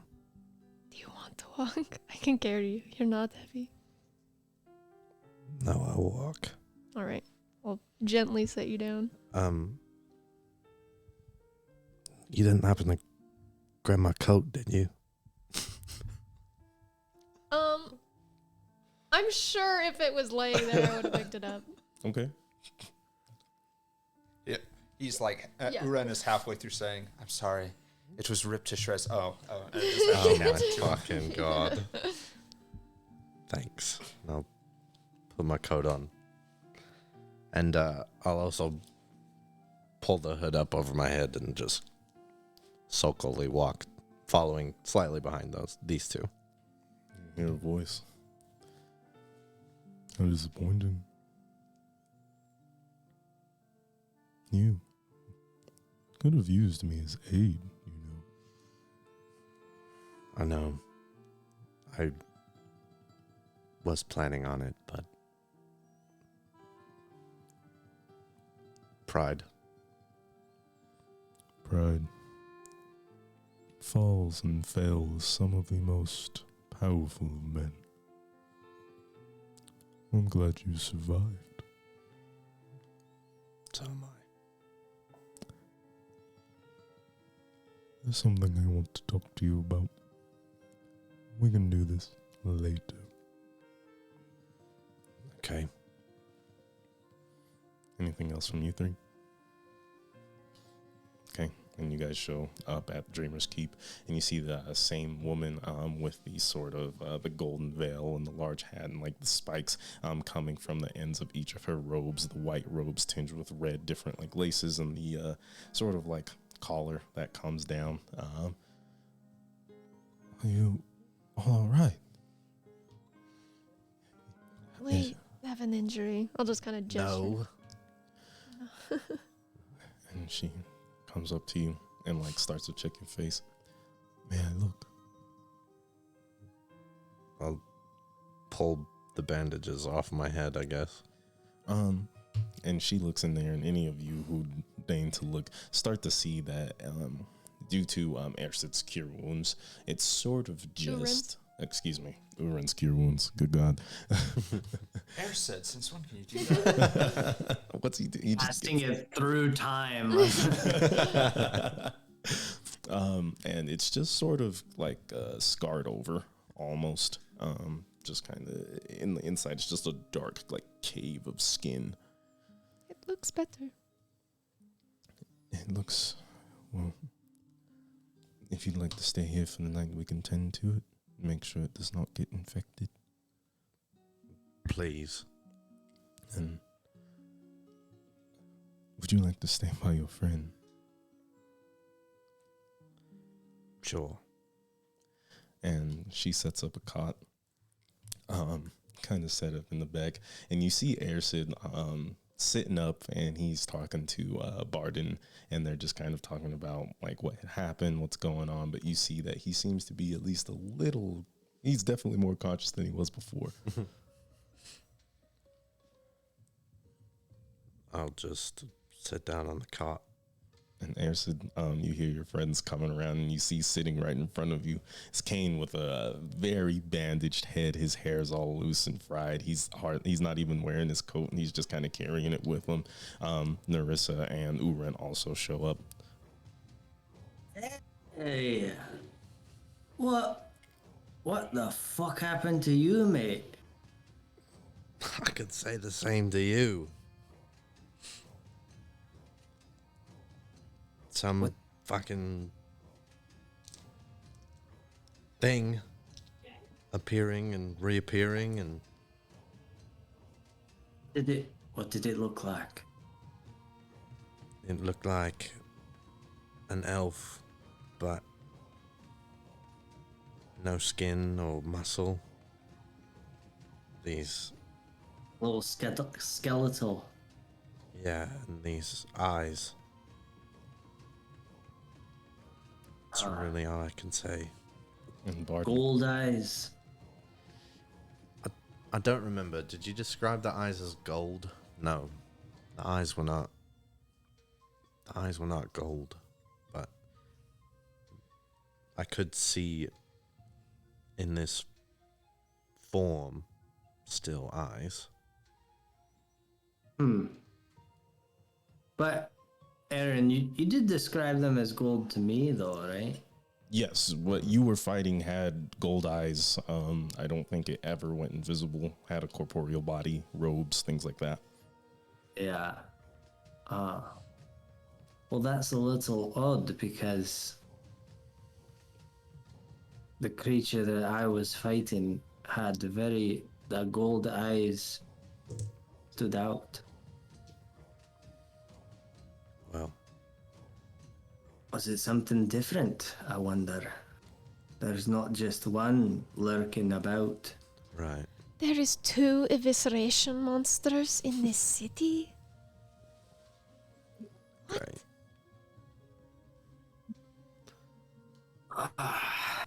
So what are you gonna do about your eye? Well, I suppose nothing.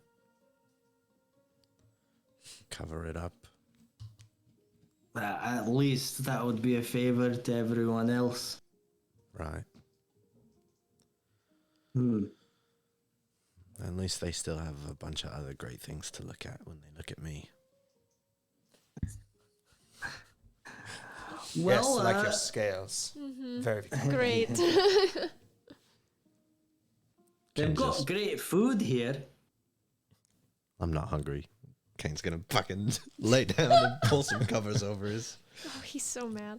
And at this time, the overseer, like the main priest woman, kind of shows up along with Bard, and they've come back with like new rags and things like that. Is there anything that we can do for you while you stay here? Should we make room for you two as well? Should we stay here? I'm a little injured. She just kind of like shows the slashes on her back. I do not require medical attention, though. It might be prudent for us to all stick together. We will make sure you have room. Forgive me. They call me Mother Ganaya.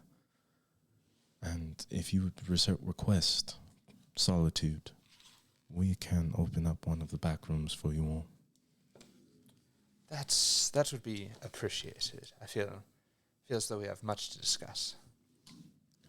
I understand, and far be it from us to be privy to your conversation. Can you spell Ganaya? Genia.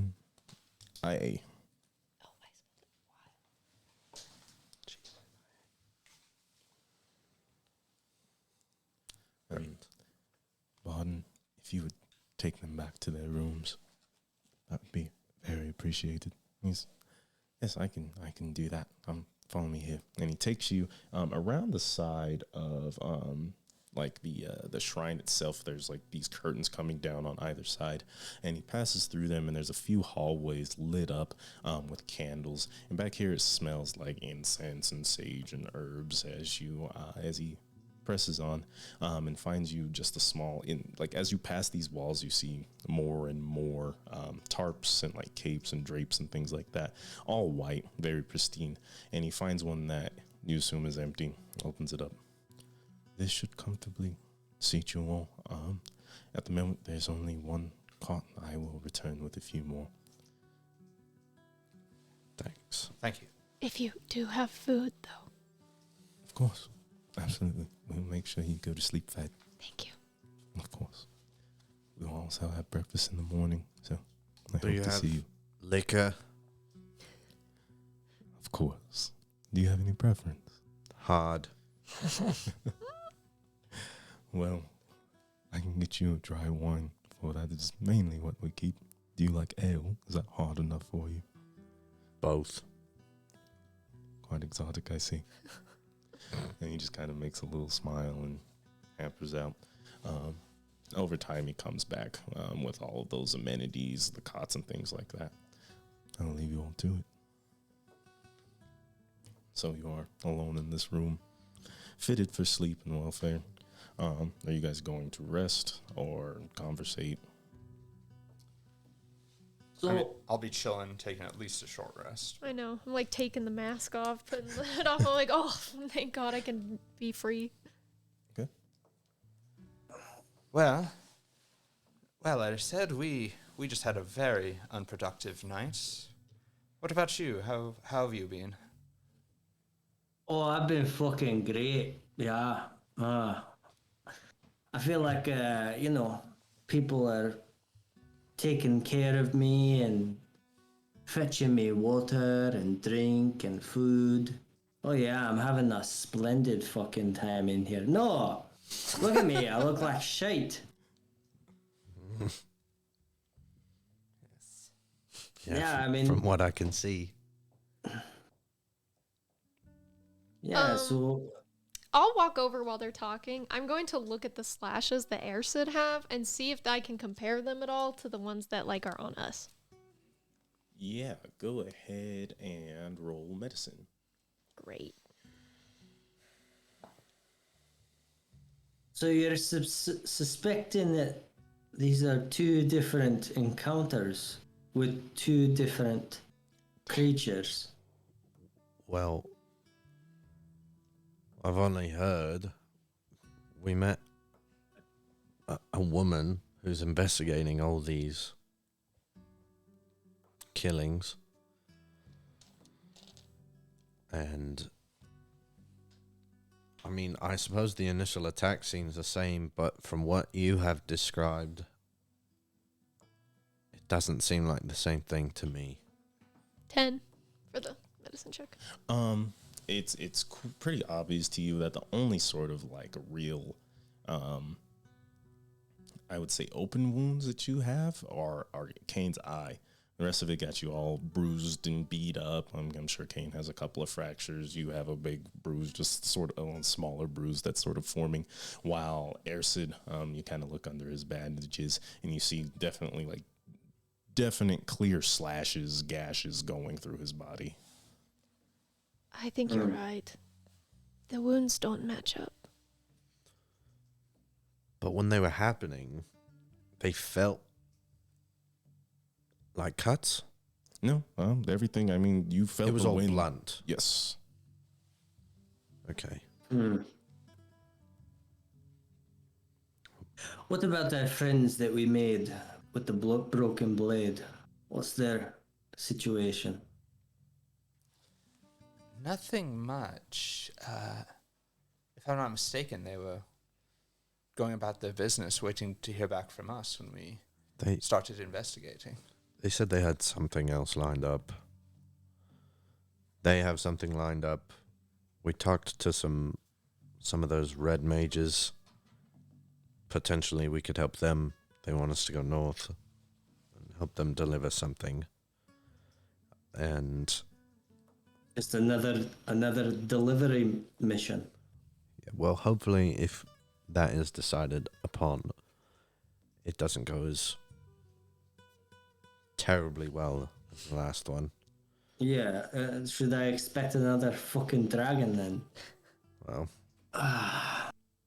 So you talked to the red mages, we did. and they seemed alright. I was a bit suspicious of them, to be honest. Yeah, they seem okay. More personable than Arad's finest, to be Right. certain. And those fuckers, they're here because... Was it the prince, Aaron? Yes. Yeah. The prince has been murdered. So... What? Yeah. Pretty crazy news, huh? Yeah, you're just dropping that on me like it's just reading the Sunday paper. Yeah. What? Well, I don't really know a whole lot about it, but when we were in the furnace and we were shopping, those Arad's finest came and pushing people around, and I got in their face a little, and they said what they were there for, and they're looking for... They think, they have suspicion that it was somebody Arcana-based that had assassinated the prince. Well, my initial thought is that there's these murders that are happening at night and people are disappearing. But based on your interaction last night and my interaction the night before, it doesn't seem like what we dealt with was Arcana based. So, weird coincidence, perhaps. That I don't think the two are connected. It's not in the same place. But Lyra did mention something about this happening in many places at the same time. Outside of Burnwell. Yeah, she said this is not only Burnwell, it's just this is where it is mostly happening right now. these disappearances and these murders at night. Is that what you're saying? Yes, the M murders. Yeah. Do you have an M on you? Do I? I don't know. and you look under the bandages, and very clearly defined on your chest is a clear M. That will be a cool scar. What the fuck? I didn't notice that. Oh, I suppose it's under bandages, but Yeah. That was another detail that she gave us. Everybody who has been killed by this thing that killed you, or tried to kill you, sorry, it all has an M. And it is also plastered on the wall, if I remember correctly. It does it on the body and on a surface near the body. an M Yeah. for murder. I said the same thing. Or maybe middleman Matthias. That If this is fucking Matthias bastard. is doing. Oh gosh, you guys Well- found me out. Well, we have a few options because there are a lot of things that we need to be doing. Yeah. When we talked to the wizards, they said they were going to be leaving in 2 days, and that was like this morning. If we do go with them, we are forsaking a lot of things. I don't think Erset will be able to get a leg in that time. We wouldn't be able to forge any new weapons or get them enchanted. Right. We could Feel still do it, Stretched, but like stretched in so many directions. yes, and then there's the broken blades, whatever they're doing, Right. and there's also And your we need- your bounty And- that you got. oh, the I turned it evisceration. in. Oh, you did. Oh, how much was it? 200. That's pretty decent. But yes, and then the evisceration murders, and also we need to go back and tell the hammers that we saw the dragon in Orin. We haven't done that yet either. Well, and Marco and his refugee people. Was that resolved? Where they're going to stay? They were given. They were pointed in the direction of a refuge they could use. Marco didn't seem particularly thrilled by the outcome, but I dare say that is about as resolved as it is going to be. Yeah, they don't have any room for them here, I believe. So I don't think we should be hasty. I don't think we need to go with the red cloaks. What really did they offer us? Anything? Yeah, they didn't offer much money, and that place will always be there. Right. I suppose at least the initial contact we had with them. Did we get a name? Yeah, I think that guy did say what his name was. I don't remember. I don't. We weren't given a name. We were told they're going to the Moor of Dead Men Right. up north, but Yeah. So I got a good look at the guy, but no name. I don't think we need to make those folks a priority. But I think I suppose it is a community vote here. there's enough suspicious activities going on just here in Burnwell. Yeah. I mean, the prince's assassination. We need to talk to the proper authorities about the dragons.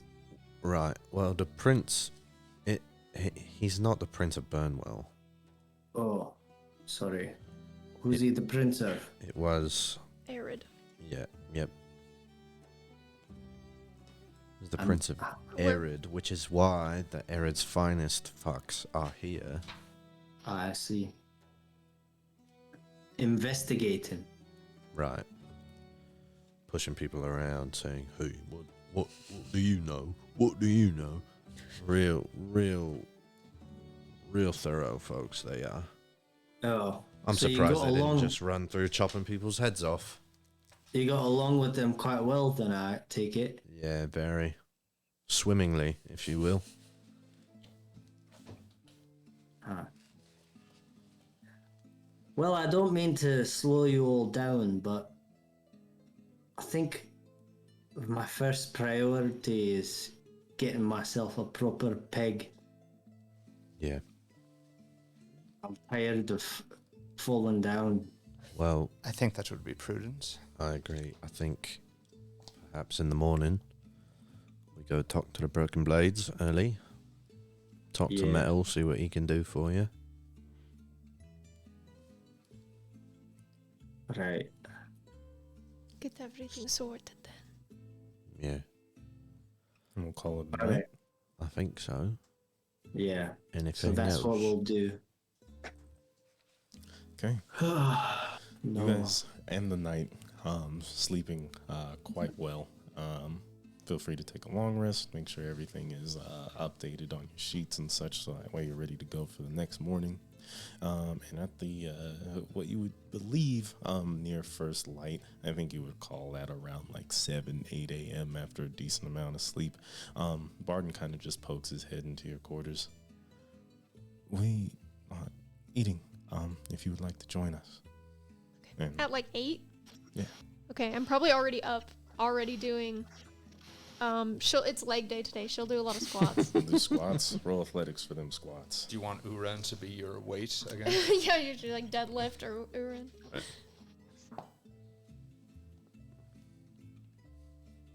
12. 12.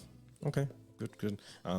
With Uren there, I mean, your legs are probably one of your more powerful muscles. Unfortunately, Uren doesn't bring like a lot of weight to the table, but it's enough to get an ample exercise in. Is anyone else doing anything for the morning? I'm asking like some of the nurses if they have any tobacco. Sorry. Medical facility. And like, so are you guys going out to eat, or is this still happening in the room? Oh, I thought, is the breakfast outside? Yes. Oh, okay. They No, eating, I'll right? go and get myself some brekkie. Yeah. Okay, awesome. And you see just like a large table. A few people are eating at it, just large benches. It kind of reminds you of the feast you guys had with the messengers of Tuhanul. And everyone's just kind of out there. Mother Ganai is just watching over everything. She smiles at you as you guys exit your room. Barden kind of like falls along. Feel free to take this back to your room to eat with the others, however you feel. Eggs, meats, all kinds of things. For the sweeter tooths, we have pancakes here. So enjoy yourselves. I've never had a pancake. You should give it a try. Okay. She puts like 6 pancakes. And like, you don't notice anything. You take them. You're all good to go. Are you guys eating out here? Or are you guys gonna go eat in solitude? Oh no, I need to be out. I need to be out to that fucking bed. Fair enough. Every once in a while, like the nearby, also wounded are just like saying hi, waving at you. Some of them go back to their rooms. You see them disappear behind the curtains. You have some time to just kind of hang out and chill. You ask a couple of the other acolytes, in the Dreamer's Keep, if they have tobacco. They say, "I'm sorry, we do not keep that on hand. Feel free to visit the markets. The Furnace Exchange certainly has some. We can even go procure some for you if you would like." No, it's not a problem if you haven't got any. Don't bother.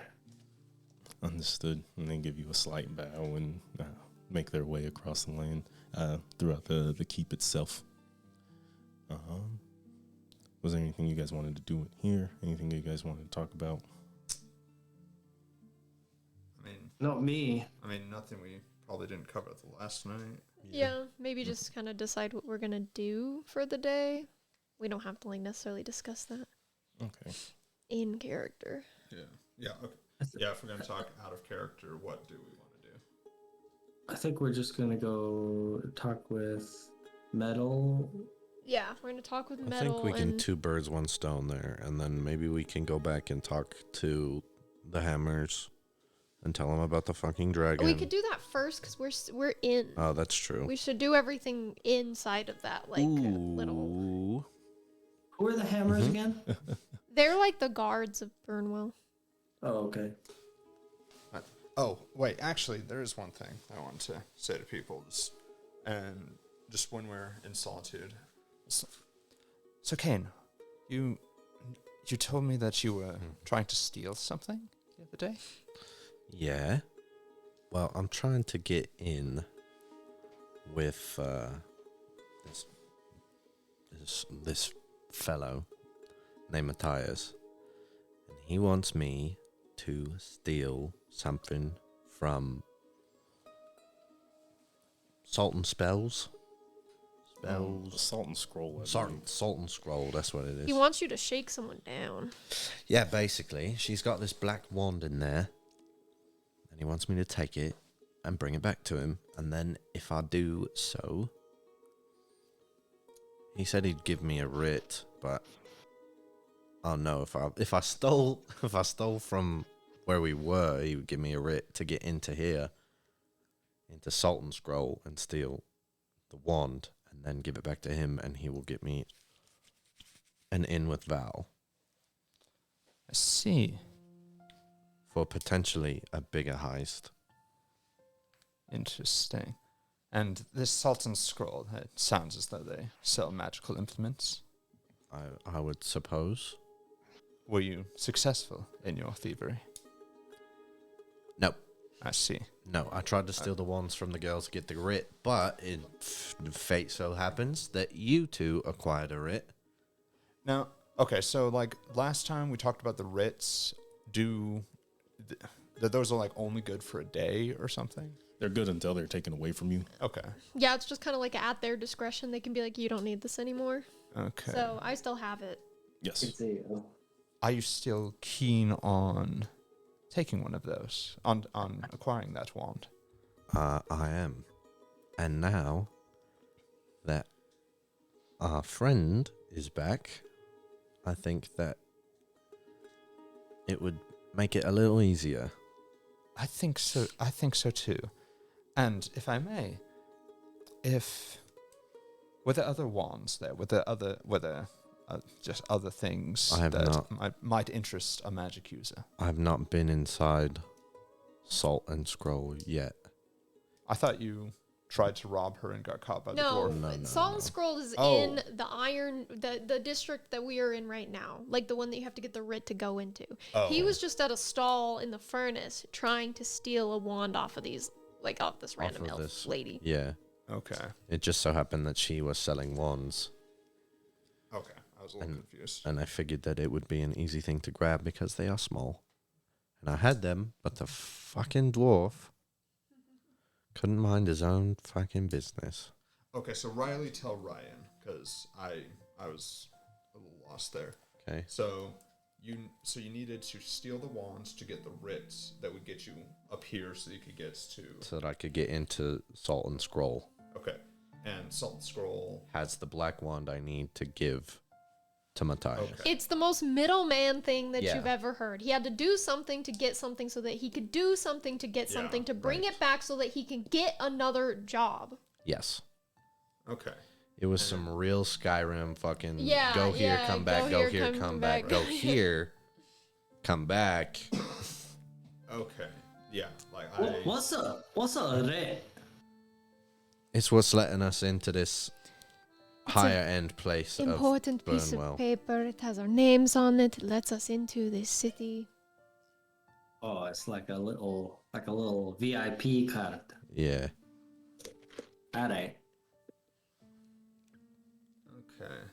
So, perhaps Well, that sounded all very convoluted. So you just did it. I didn't. Okay, whatever.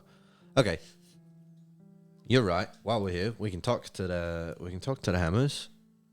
We can case the joint, and then we can go back and talk to Metal and them. Yeah? Sound like a plan? sounds good. Okay. This for me. So you guys make your way off, and Mother Ganaya just kind of nods at you all, bows, and says, "Stay safe. I would not hope to see you all here again so soon." Oh, unfortunately, you might. So thank you. Knowing us? Knowing us, next time it's either gonna be Urin or Narissa. It will never be me. And I just keep walking. Famous last words. And Kane, you definitely see Mother Ganaya looking at you with a little more interest than the rest of the party. But she lets you all go on your way. I'll stay. You'll stay. Just for a moment. Can I help you? I think you may need much help.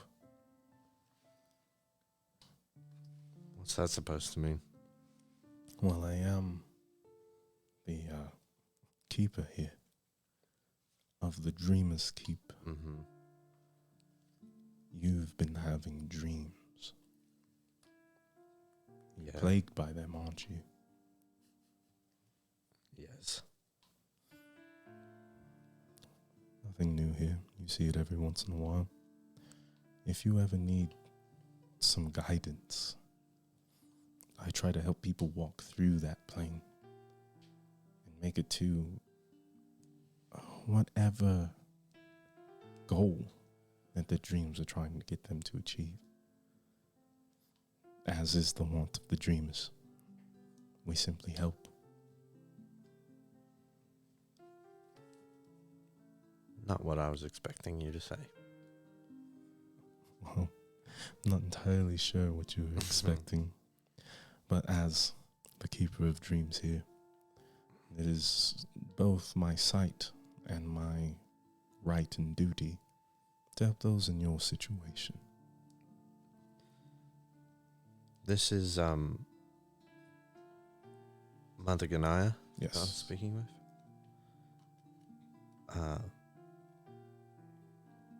Well, I will take you up on that, but presently I'm busy. You take your time. Dreams do not abide by the chronology of men. No, it seems they do not. And she smiles. I'll give her a little bow and And you guys are on your way to the Hammers Constabulary. You guys get in there. There's the receptionist, a couple hammers milling about without their helmets and such. One of them recognizes you. Oh, this is battle music. I'm like, whoa, why are you upset? Yeah, they just pull out their weapons. What do they say? It's Skyrim. You shouldn't have been. Shouldn't Stop, have came criminal. Yeah, they say, stop. In the name of the law. You violated the law. Here. And you come in. Your mask is very recognizable. Right. Well, we're back. We're here to tell you our story. If you're ready to hear it. Are you comfortable speaking together? You guys seem to be a group. we are. I don't think we'll deal with the pageantry of solitude and personal interviews. We have a decent idea of the situation, but from what we know, you are the most involved, yes? Yeah. And then I guess like I'll just start saying whatever she knows from like we got this job, we're helping this guy bring the water out, we get to the place, everything's fine. I leave out the part where we like kill the bandits because I'm not gonna put that on us. I'll just be like, bandits attacked us. It was totally 100% their fault. And then like a dragon came up out of the mines and tried to kidnap some children and sacrifice these people. And on our way out, we had to kill Simbo because he was also trying to kill people during a dragon attack, which is insane. That is insane. And at that moment, he just kind of laughs. After he's brought you to like a room to interview, kind of take care of all that. Well, Sinbo is known for being an emissary of chaos. That's why his bounty's so high. This does not bode well. The dragon's so near. You're positive it wasn't just some sort of large reptilian demon? It was Absolutely a not. fucking dragon, mate, if, with all due respect. But I understand, I wish it was something else. So do I. Dragon hasn't been seen in these lands since before the Dragkrieg. Well, shortly thereafter, anyway. Myths at this point. We thank you for your report. Expect us to be in touch. That's some pretty vital information there, mate. I think of rewards do. Roll persuasion. We want a gift, but only if it's money. I didn't say it had to be money. I said a reward. Let's see. Give me something good. Nope. Nope. 11. Not rolling that anymore. As far as reward, I mean, to be fair, you are more of the confirmation of events, as this information was delivered by the people of Orn. And your friend here brought us the axe of Sinbo. That being said, it may not be monetary, but I believe at least you shouldn't be surprised if we have to take you to King Hiltar himself. And when might that happen? In the next couple of days. He's trying to bide his time and get all the facts straight before he makes a statement to the people. Dragons shouldn't be kept a secret. No. Definitely not. Roll deception for me. I'm not deceiving. Are you honestly saying that? Well, If you are. Kane was a little like, maybe we shouldn't tell anybody at the beginning. If you feel like you were seriously saying like, okay, maybe we should tell people about dragons, then don't roll. But if you feel like, you should probably lie about this shit, feel free to give me deception. 23. It's true. I know if I would just, if I was not privy to this information, I don't know. That's why we came and told you. Well, we do, thank you. And I must say your efforts have all been quite impressive. Thanks. Hey, do you have any eye patches? I'm sure we can find some. Just one laying around. Here. Right here. Or perhaps in this building that you know of. If not, it's fine. I just forgot to ask the infirmary before I left. And I figured maybe as snazzy as you guards dress, you had something nice. We generally keep first aid kits and things of the like. But as far as an eye patch, I think you're out of luck, my friend. Great. Thanks anyways. You can always go back to the infirmary. Yeah. I'm a little busy. Well, then we'll let you be on. Great. Okay. You guys are off to find the broken blades? No. Salted scroll. Oh, Okay. okay. Case the joint. I'm going to need one of you to roll investigation Is this at Salt and Scroll? Not or I. to find the Salt and Scroll. Oh, to find it. I mean, mine's not particularly good. But, Air said, "What's Fucking Negative hell. one. Yeah, I was gonna say I'm done. Other okay?" plus one. I'll do one. I can do survival. I mean, I got a solid 11 on mine. 11. Yeah. Okay. Okay. Take it advantage. Tilted that 20 face If right I'm towards me, helping. taunting me. I'm not proficient. You in can give him investigation. guidance. You can give him an inspiration.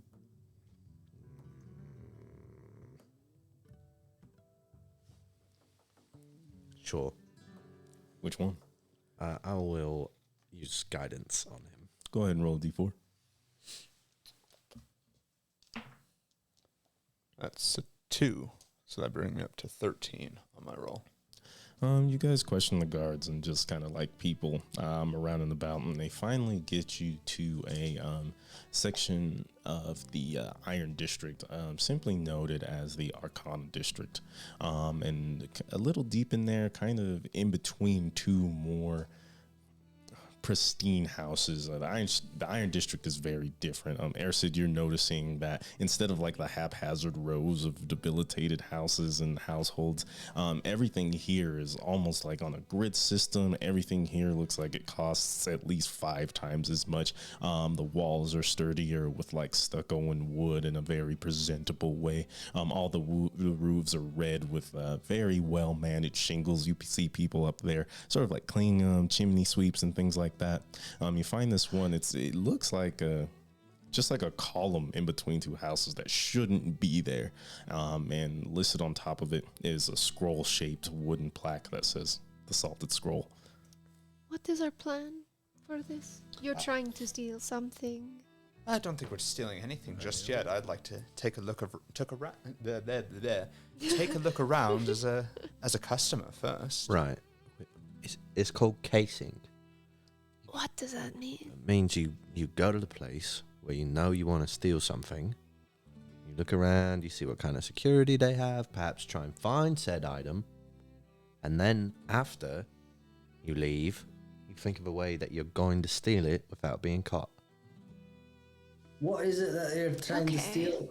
A wand? A wand. I still need a wand. Then do you want people who are not going to go in and steal it later to go in and look at it for you? Well, we're all just here as customers, new people exploring the city. You know, Very well. There's no one like around us, like right next to us, hearing us talk about We'll say crimes. no. Okay, just wanted to make sure. We'll say no. Yelling this very loud. What are we stealing? What crimes will we commit today? Well, I mean, by the looks of it, this seems like a pretty nice neighborhood. Yeah, Expensive, if you know what I mean. I do. I think it's worth a look, and I think it'll just start going towards it to Okay. take a gander. You kind of see, it's just this one very intricate, like wooden lattice door. What would be a window is simply just an opening covered in iron bars, and everything on the front of this door is ornate with images made out of wrought iron that are examples of like flowers and like fairies and sparkles and all things like that. And you look inside and there's all kinds of like flora about the place. You can see bookshelves from side to side, and you can swear when you look in, things are a lot larger than they should be. Of course. What kind? What is there? Like just a desk with the shopkeeper? Yeah, and they're just kind of sitting there reading. You see a woman, her skin is like a soft, a pale white with sort of like a blue tinge to it. Ears poking back, very straight, very high. Obviously an elf. Her hair is tied into a very fine braid that drapes down the right side of her face and shoulders. She's just reading, taking notes about things. What kind of a shop is this? A magic one. Oh, okay. Uran goes up to the shopkeep. Okay, you open the door and you hear the soft jangle of like, it should be a bell, but it sounds more like if fairy dust could make a noise, that's the sound that you would hear. Gee. And you like go in, they look up, and their eyes are very, very bright, purple, just kind of looking at you softly. Well, hello there. Welcome to the Salted Scroll. Greetings. I was wondering what wares you offered. Well, what wares are you looking for? We have alchemical potions. We have books known to at least teach you a thing or two about magic. But it's all kinds of things. Yes, let's. What magical products do you carry? And Well, this is a magical shop. That is to be sure. Are you looking for anything specific? Transmutation, abjuration, conjuration? well, what? mostly just window shopping at the moment. What manner of books do you have? Look here. And she shows you all these books and she starts taking them out one by one. This is the tale of the Knight Tedman, known for his inspiring speeches that he would tell his followers. So inspiring that they almost never failed. Victory was their name. It's very, it can help you be like him. Following these stories will help you follow these footsteps. Oh, fascinating. Indeed. How much would a tome such as this cost? It depends on the tome. This particular tome, I feel, would cost you somewhere near 200 gold. I see. Interesting. And what other tomes of this nature do you offer? Well, we have one. This is of the acolyte Alexander. Goes through his practices of worshipping the god Rook, one of the 7 gods of Orthia. This one, very simple, very basic. Can teach you a lot about faith and how to practice that sort of magic.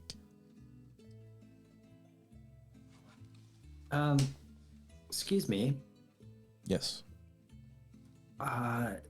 Do you have any? Well, I guess I'm looking for 2 things. You know, I've got this leather armor. I just feel like it didn't quite get the job done. You know, is there any magical property? You know, I'm not too adept with how this works, so I'm just wondering, is there a way that you could put magic into it, or maybe you have just another magical leather armor that maybe provides some more protection? Well, we don't necessarily keep the armor in stock. We specialize in enchantments. If you are looking for something specific, we can talk about price. Anything as far as making armor sturdier, more protective. A basic enchantment costs you anywhere from, I believe it's 500 gold, depending on the armor itself. So, Okay. For the, like, making the weapons, do the elemental thing, is that an enchantment with the gem, or do you need, like, someone to forge it?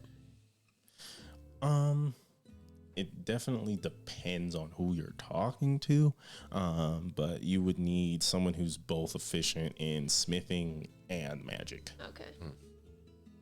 And so the enchantment on the armor, you said that there's a basic enchantment. I mean, so like, how much better would it be?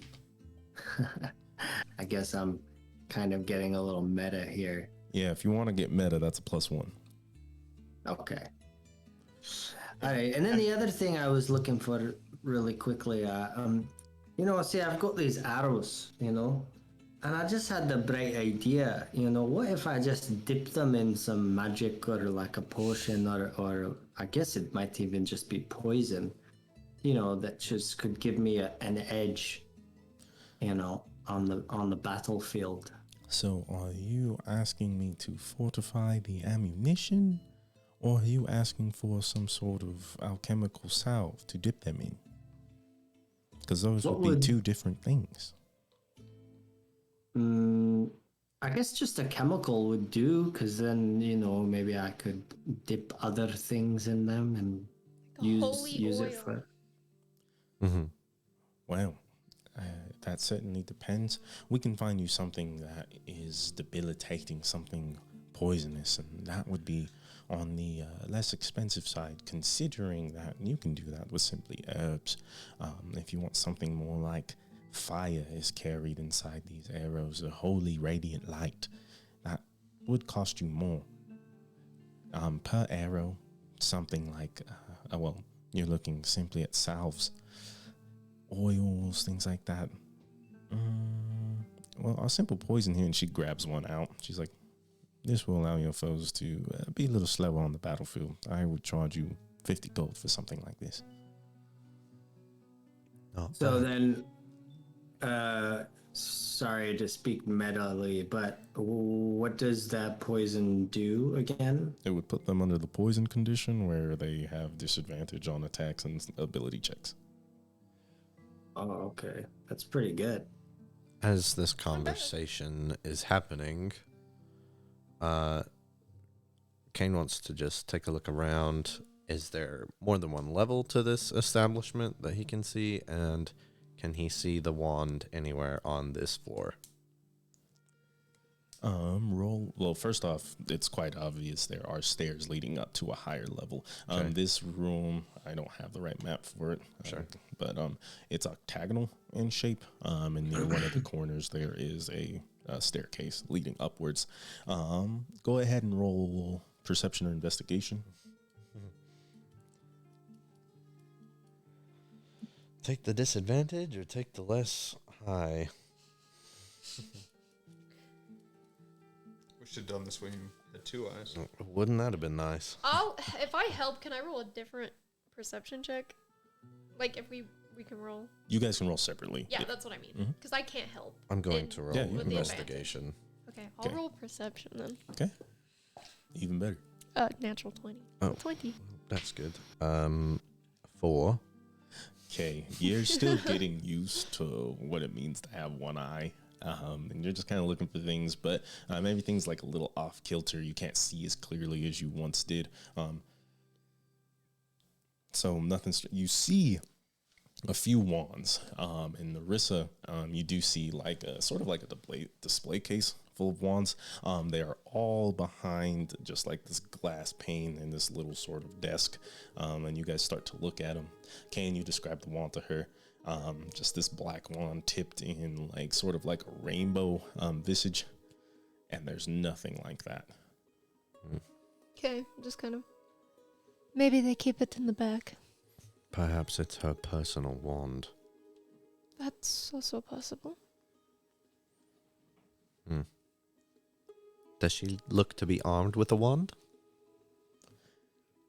With your passive, what was your passive perception? My passive is 12. Passive is 12, so I'm gonna say that's 7 now. Oh no. Jesus Christ. Yeah, I don't think you definitely don't notice a wand on her. Okay. What's her name again? You didn't ask, but her name is Zoe. I will make the little like tropical twittery bird sound and like look at Uren like slyly, and then just. I go into her mind. Does she look like she has a wand on her though? Does she? Roll perception, All right. Let's see what I got. It's not and I enough. think we can use your passive on this on anything that's lower. Okay. That's an 18. You can see that near her waist she has sort of like a satchel, and you're familiar with all kinds of different magical focuses, what people would use to cast their spells. And you definitely see the bulge of a wand, sort of sticking in the bag. The bulge of a wand. I don't see like the handle of it. It's just. No, you can kind of make out the shape of it near the bottom of the satchel she has around her waist. Uren's just kind of looking at the tomes wistfully, knowing he can't afford it at the moment, but he answers in Narissa's mind. She has a wand. I'll look at Kane and nod. And she goes back to talking to Sid. Look, if you're looking for something a little more intense, we do our own. Since we do our enchantments, we'd be happy to maybe give you a discount if you spread our word around. How about that? Oh, and what does that entail? Spreading the word. You want to give us patches with your shop name on them? I'll wear them. I mean, that is one way. We can also give you pamphlets as long as people are coming to the Salt and Scroll for their, well, alchemical and arcane needs. She gives us foam fingers that say salt and scroll number 1. Then I think the better you do, the better your discount. And she kind of looks around and whispers to you, you definitely seem to understand the pricing of things. we already do enchantments for a little less than 500. So for you, if you take this deal, we can get you to, how about 100 gold per enchantment? Ammunition is a little different. Wow. So you're saying that if I take this deal, you'll enchant my armor for 100 gold.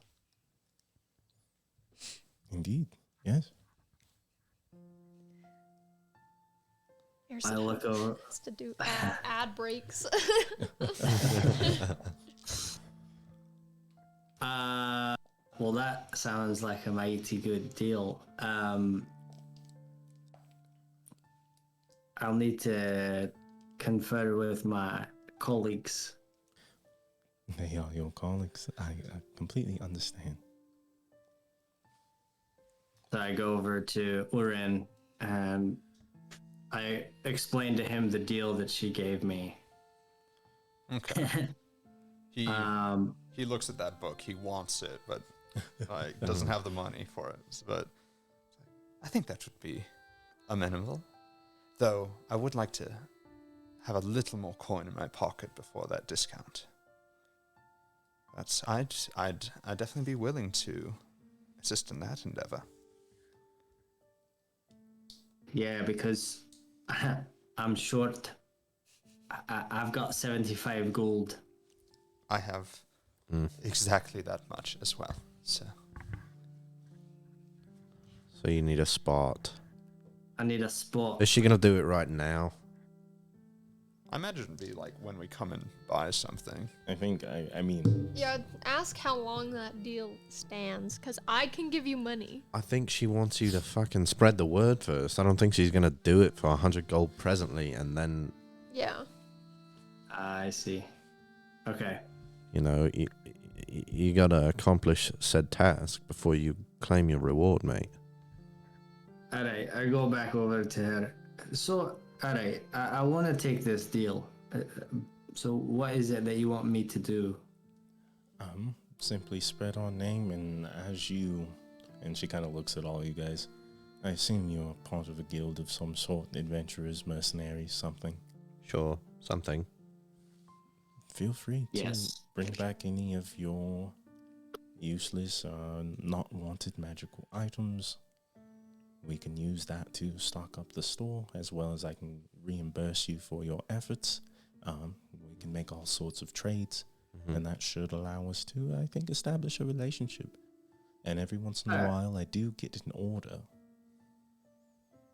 If you can fetch those, well, we can support you in any of your endeavors. You wouldn't happen to Alright. have any orders active at the moment, would you?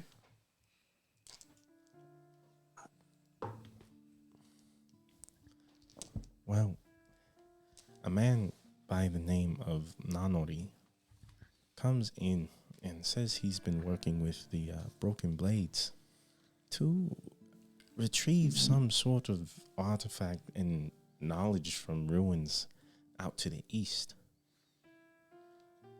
He's been talking specifically of, well, not much, the ruins of a Dragonborn society. They essentially specialized in wands, cloaks, and hopefully some writings. He said if there were any to spare, he would bring them to me. He said he works with the Broken Blades. Well, he's working with them entirely. Right now, he is, for lack of a better word, an emissary from the Manu Academy who is trying to study these ruins.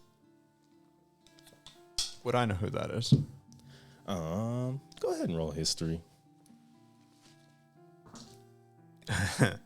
That's a 4. That's a 4. The name Nanori does not ring any bells. Must have been a different college, not in the same classes. It's a pretty big academy. It is definitely like the magic school of the continent. So there's a chance, and who knows how much, I mean, with the time that's passed, they easily could be new recruits. Yeah. Yeah. Okay. Well, All right. Well, I'll start this little relationship that we've got going here. I have a short bow. I took a short bow a long time ago. I picked it up. you're gonna Isn't it give her a just- fucking short bow? Here's this. Yeah, You I have don't know. a short bow. Yeah, to trade in. Show me this bow. And she, Who made this bow? I don't know. I picked it up after one of my fallen foes. is it magical? Nope. And she kind of like looks around. I don't specialize in weapons. Right. I need magical items. Something that You need. Fresh out. Alright. Yeah, I don't have any.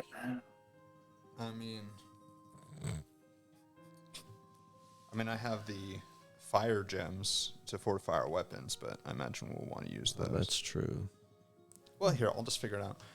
How much for one of these? And he shows her one of those little fire fortification gems. fortification gem. Fire elemental. I could easily give you a price of 75 gold each. Oh, well, that's different then. As Uran is saying this, can Kane just nonchalantly move over to the end of the room where the staircase is? Okay. Just take a peek up there. And you look up, and on top of the stairs sits a little cat.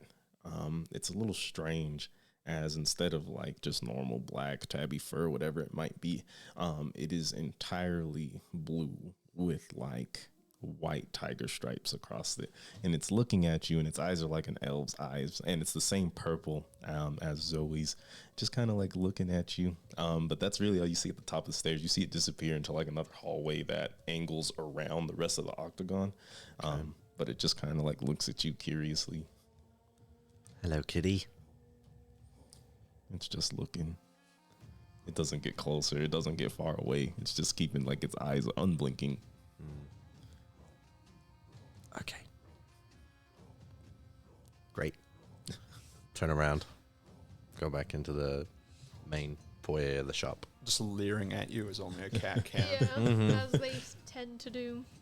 What would you say to, and he pulls out a second of the fire gems. It's like, what about 2 of these for that book? 2 fire gems. Which book specifically? The charisma one. The charisma one. That would be 150 gold towards the book.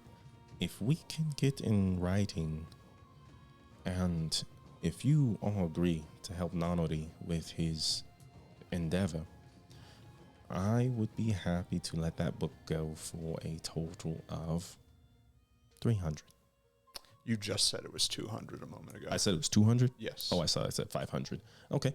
Then yes, that seems fair enough. Excellent. And so he'll give her 2 of the fire gems. We still have 1 left. And what is the name of that? Book? Yeah, what is the name of that book? The Tale of the Knight Tedman. Knight Tedman. Is that an item? Yes. No, I haven't made it. Oh, okay. Yeah.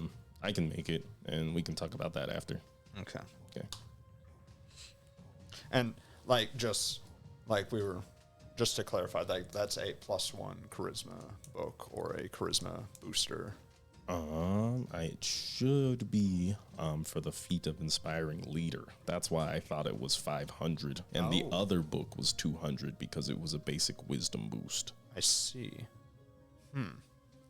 Inspiring leader is not bad either. They were called victory. I mean, Gonna he'll give us still speeches. he'll still take it, but yeah, that's Okay. Tale of what? The Tale of the Night Tedman. I'll definitely take a feat. Not Redmond.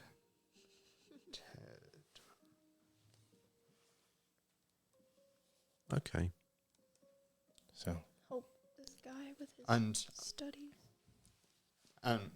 well, before the transaction, like he'll turn to everyone and say, "Are you all willing to accept a task like that?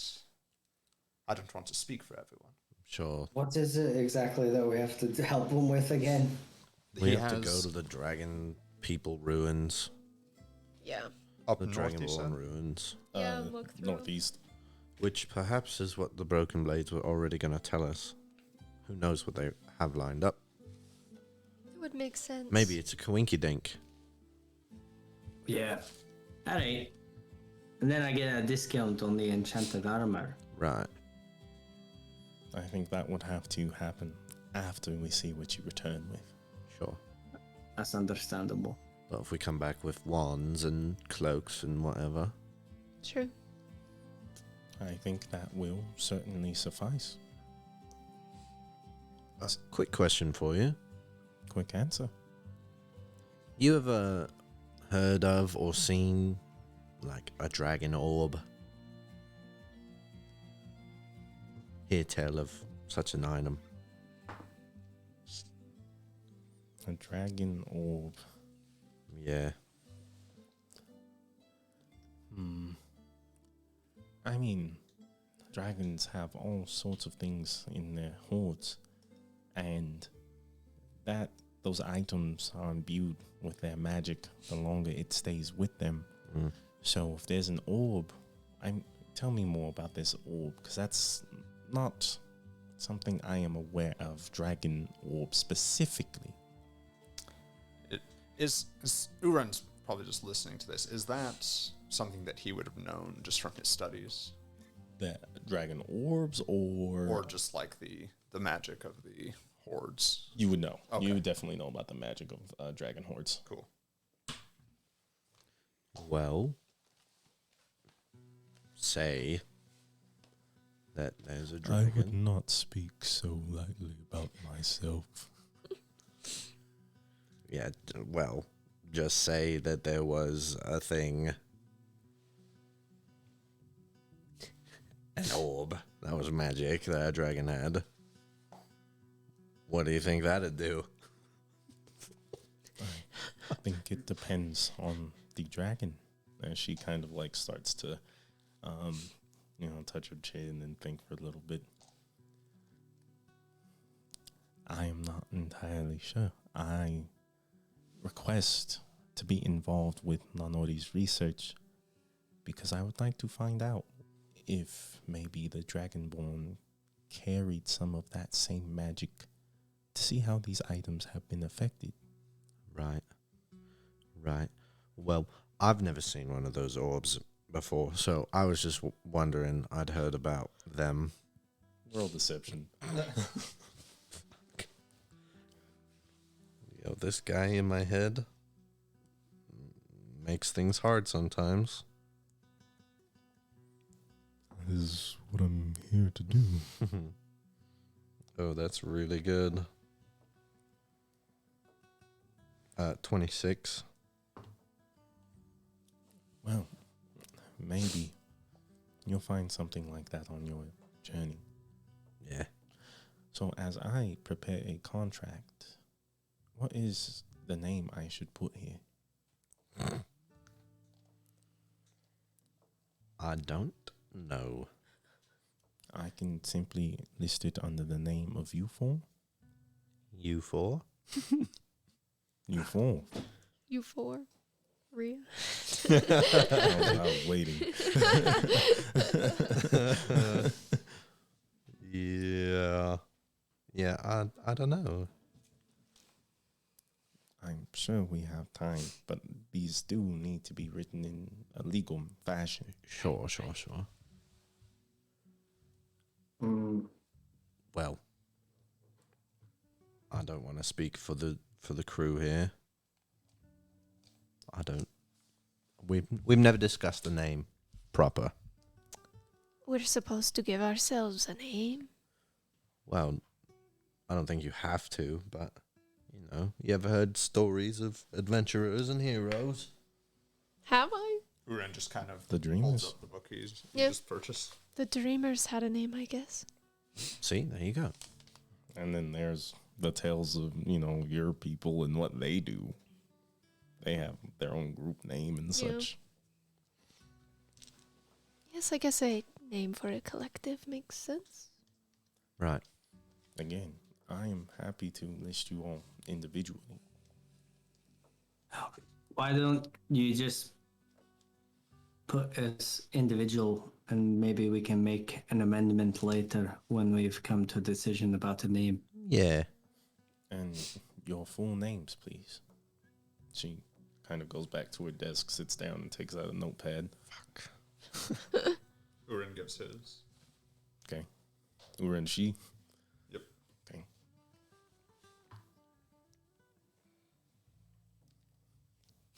Is there a problem? Nerissa, it's just Nerissa. A mononym? That is not so rare. No, it's not a problem. It's fine. I'm like looking at Kane. Yeah, I'm looking back. All right. Well, my name is Kane. It's a mononym as well. No, it's fuck. It's Is when she kind of like Are you stops and like okay? eyes me. I'm sorry. What seems to be the issue here? Got a headache. I've got a headache. I lost my eye yesterday. My name's Ersid. Is that A jump. also a mononym? No, it's Ersid min Iskandia. And she asks you to spell that for her. I assume that you do. Yes. She takes care of it. Are you forgetful? Kane Cylin Ray. That's my name. I'm so glad that you got past your amnesia. Your it mental seems. block. Yeah, it was. It If was need- difficult. If needed, we do offer healing magic services. We can provide potions of all sorts. Yeah. Do you have a potion that grows one's eyes back? It is not so easily acquired, but I am sure we can get one. And how would we do that? I have contacts. If we are Wait. sitting this contract, Mhm. it is quite easy for one in Burnwell to make an order for powerful magic items. You just have Wait, to you- have the money. Yeah, well, give me a ballpark here. You can grow things back? Could you do that for a leg? With the right magical items and potions, yes.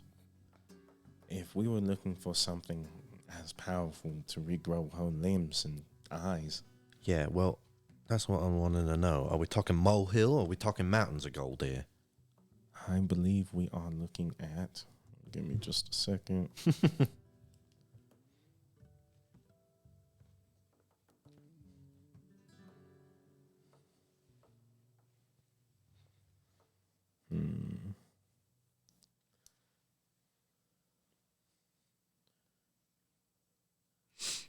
The level that is and everything about it. I'm sure it's very expensive. Yeah. I don't think we could let that out the door for less than 10,000 gold. Yeah, that's what I figured. a piece, a 10,000 piece. gold. It is quite the spell. So, I was thinking like like 5,000 or maybe like No, this is like a 7th level spell and a potion. You're So- gonna be spending big money. 10,000 gold from my eye and another 10,000 for my mate's leg. Too bad you didn't sell these. Yes, Black market eye prices. Right. Great. I mean, what could we even do to make that much gold? Imagine this. Imagine this. We just had 10,000 gold. A piece, you and me. We wouldn't even need our fucking legs or our eyes. It's We true. could just go and live somewhere and not have to do any of this ever again. You wouldn't even have to walk anymore if you had 10,000 gold. Just pay people to carry you. Nah, that's not the type of life I'd like to live. Well, Do you perhaps have? we see things differently. You do now. Well, we do. We do see things differently. Right, yeah. Don't even give me a fucking day. Do you have? And you could Normal. never walk. You could never walk in my shoes, or shoe. Shoe. Yeah. Normal healing potions? Just the baseline. Yes. Oh, that's probably a good idea. How much for those? These are 50 gold. But if they will aid you in your endeavors here, I can let them out the door for 35 each. How many do you have? Well, how many do you need? All of them. Is that what we want to blow our money on? Oi. I have a decent amount of money. Urin's definitely gonna buy one. I happen to have about 10 in stock at the moment. 35 each. Yes. So 350. That's a lot. I don't That is a want to. lot. I'll take one. I'll start with one. I'll take 2. I'll take one. I'll take one. Do we have something lined up that we're gonna get more coin? Yeah, Or, we're going to you go know? talk to the Broken Blades right after this. And, And they said like- they have Alright. something. Like just now we talked about that other guy, the Nahari guy. All right. 35. Yes. Take that out of your currency. Mm-hmm. She comes back with the potions. They're just in clear bottles. They're all red, sifting in like this glimmery red, almost like velvety texture of liquid. Perfect.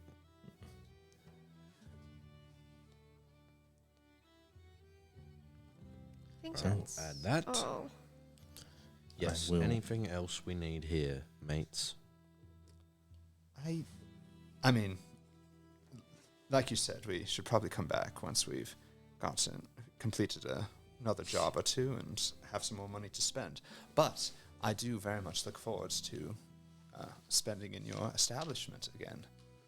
I look forward to that as well, Uren. Please, be safe in your travels. And she gives you a deeper bow than she probably should. Oh, that's very kind of her. Mm-hmm. And you guys are off. What's the next move? Or you guys need to talk about this place for a little bit. Yeah. Uren's gonna just as we're walking, he'll psionic mind to Kane, and that's wand you mentioned. I may have seen it, and she in her component pouch she carried a wand. I could tell, but it was in the bag itself, so I cannot confirm if it was the one you described. Okay. Did you see it as you were perusing the shop? I did not see it. I did see, however, and I'm only going off of a whim here, but I did see a cat with her same eyes and uniquely coloured, perhaps something of an alarm. Would Uren know what that is? Go ahead and roll with advantage. Out loud, I'm just like, she gave us a deal. Are we sure we want to steal from her now? Well, Well- of course. And is that like Arcana or something? Arcana with charisma. Arcana with Charisma. And that's a 2 and an 8. Not my best roll. 11. 11. Okay, you broke 10. So I think it's fair to say that with your understanding of your current situation, Connie Rugg gives you a strong inkling that that's probably a familiar. Gotcha. I mean, she gave us a deal, but She doesn't have to know that we're the ones who stole from her. As long as she doesn't find out, it's not anything. Nobody should find out if we do it right. I mean, how do you expect to do it now? She knows your fucking name. Yeah, I know, which is why I didn't want to give it to her, and everybody else was No. just like, "Oh, well, I think I'll just give her my name. It's You fine. made that very clear. Look, Well, it's fine. It doesn't matter if she knows my fucking face. She's not going to see me when we steal it." yeah, do you have a plan already? I mean, he's already disguised me as an old man. Yeah, I venture he can do the same again if need be. I have a disguise kit, and I was also hoping that maybe your stealthy self could have some sticky fingers. Do you not? Have you ever stolen anything in your life? I've stolen only what I need. All right, well, pretend you need this. Does the consequences outweigh... No, excuse me. Do the benefits outweigh the benefits Of course. of this deal that we got with her? Of course they do. Of course they do. Because we steal this, that leads to a bigger heist, leads to bigger gold, leads to a new leg, mate.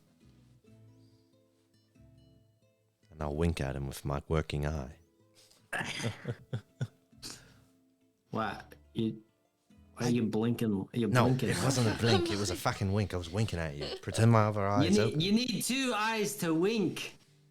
Oh no. Yeah, well, you need two fucking legs to walk and run. Alright. I admit I share Ersed's concern. I wouldn't like to antagonize Zoe if If at we all get- possible I to don't avoid it. either. Zoe's a nice lady. I just want to steal the wand from her. If you come to me and you've got yourself a plan and it sounds good, then we'll go from there. Okay, so you're in. If the plan seems good. You're in. I Tentatively. will also say that if there was something for me to gain from this venture, I could offer my own skills. Turn one of you invisible, aid in your escape. Look at that. A real crew.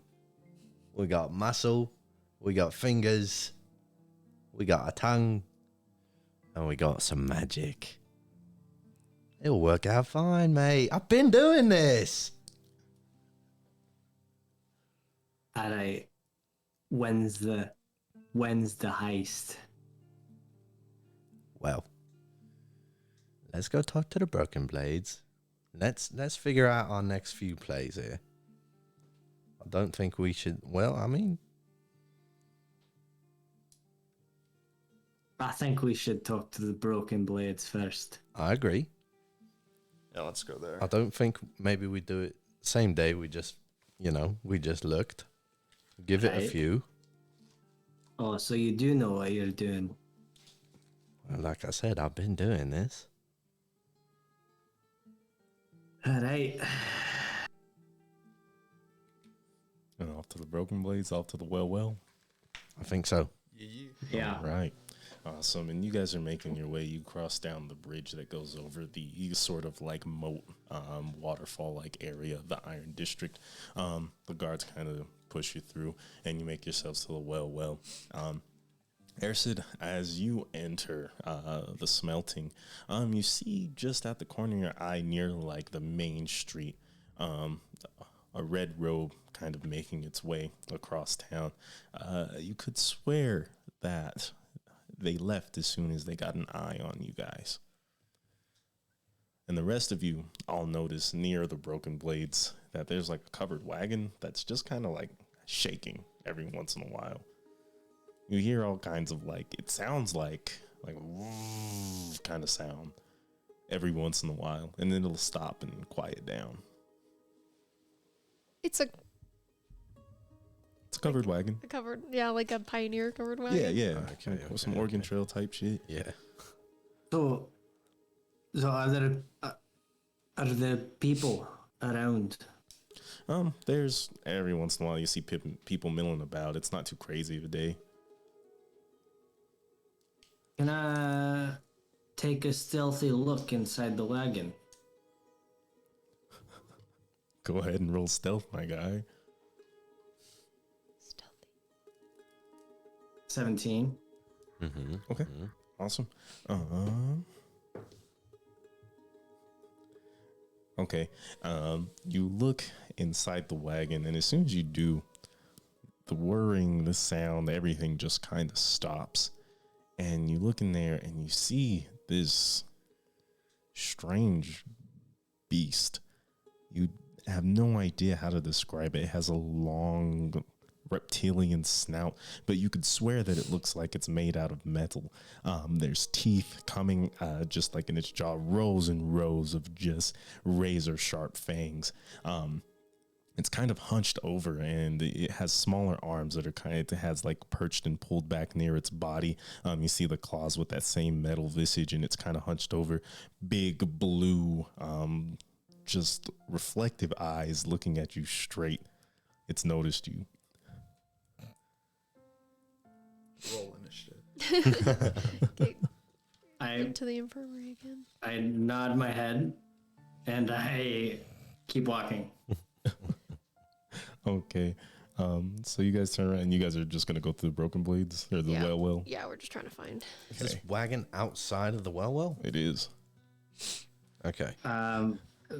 Before we enter though, I want to tell the group, those red robes, you said they're our pals. Well, I think that's a strong word. I mean, We're not enemies. Any idea why someone would keep a metal reptilian creature with razor sharp fangs in that wagon? No. I mean, for its own merits, perhaps that sounds very cool. Maybe it is a pet. Perhaps. I think we should keep our wits about us. All right. As you guys, go ahead. Walking. Okay. You guys step in and you see Oliver and the rest of the broken blades in their standard little corner just kind of hanging out. Metal notices you guys and he says, "My friends, it's been too long.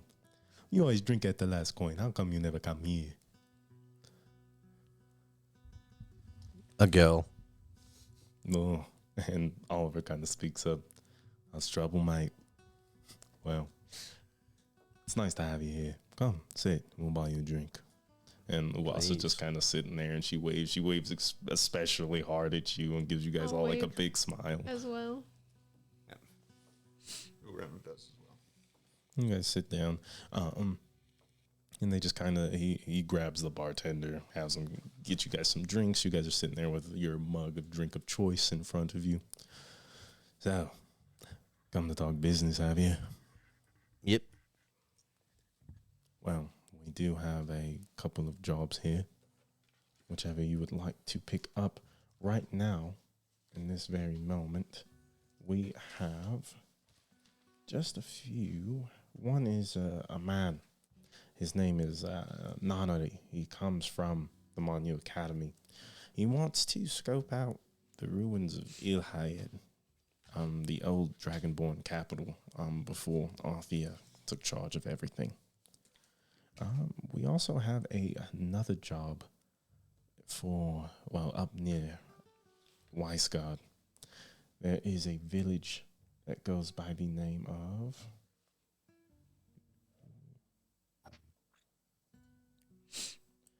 It looks like this one is, and he like whips out a book and he starts No looking more at it. villages. No more Let's villages just get that out of the way. Get all of the undead dragons. of Wyndham. There, Yeah, if we unlock all of them, then trophy unlocked. yeah. Did you guys get the achievement? Maybe you'll find all the Dragon Balls. Like, come on. Let's do it. Maybe But we the can put together Exodia or something. But it's the village of Wyndham. They're dealing with they're dealing with a similar situation as Orin. Nothing like their water supply being diminished or anything like that, but there is a plague, and they're dealing with a heavy case of sight rot that they can't seem to get rid of. I don't want to get the plague. Well, why don't we do the nunnery one?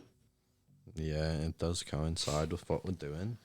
And he kind of whips out his book and he flips some pages. I would be happy to get you all a meeting with him, of course. As far as I can tell, he has this job listed down for 1,000 gold.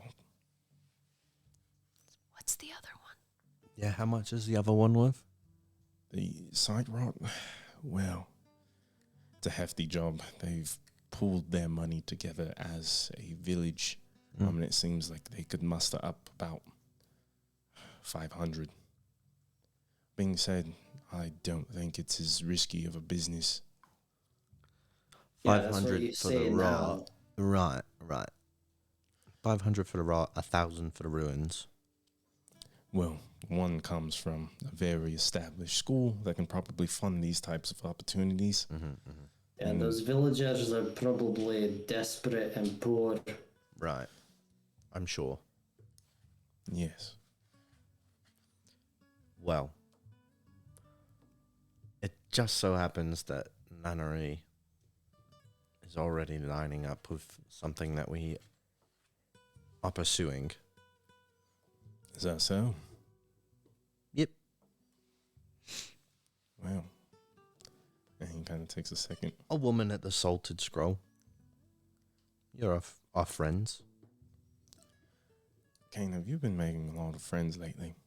All I do is make friends. And a friend do that to you? What the fuck is it? What is happening? Why does everybody want to talk about my fucking eye? Yeah, well, no. I'm just saying. Not a like, friend. Yeah. We're certainly worried about you. I mean, one of you's missing a leg. You guys stayed in town for a couple of nights, and now you're missing an eye. Well, Well, we Things just happen. have a tendency to get in over our heads. Speaking of my leg, do you still think you could procure me a peg? Even just a shitty one? Hey, I don't do shoddy work, man. I'd like to see you with a good leg, something like my arm. Alright. Yeah, well, how much time and money is that going to take, Metal? Well, since it seems there's something plaguing you both, I think we can worry about the money later. You're doing work for us.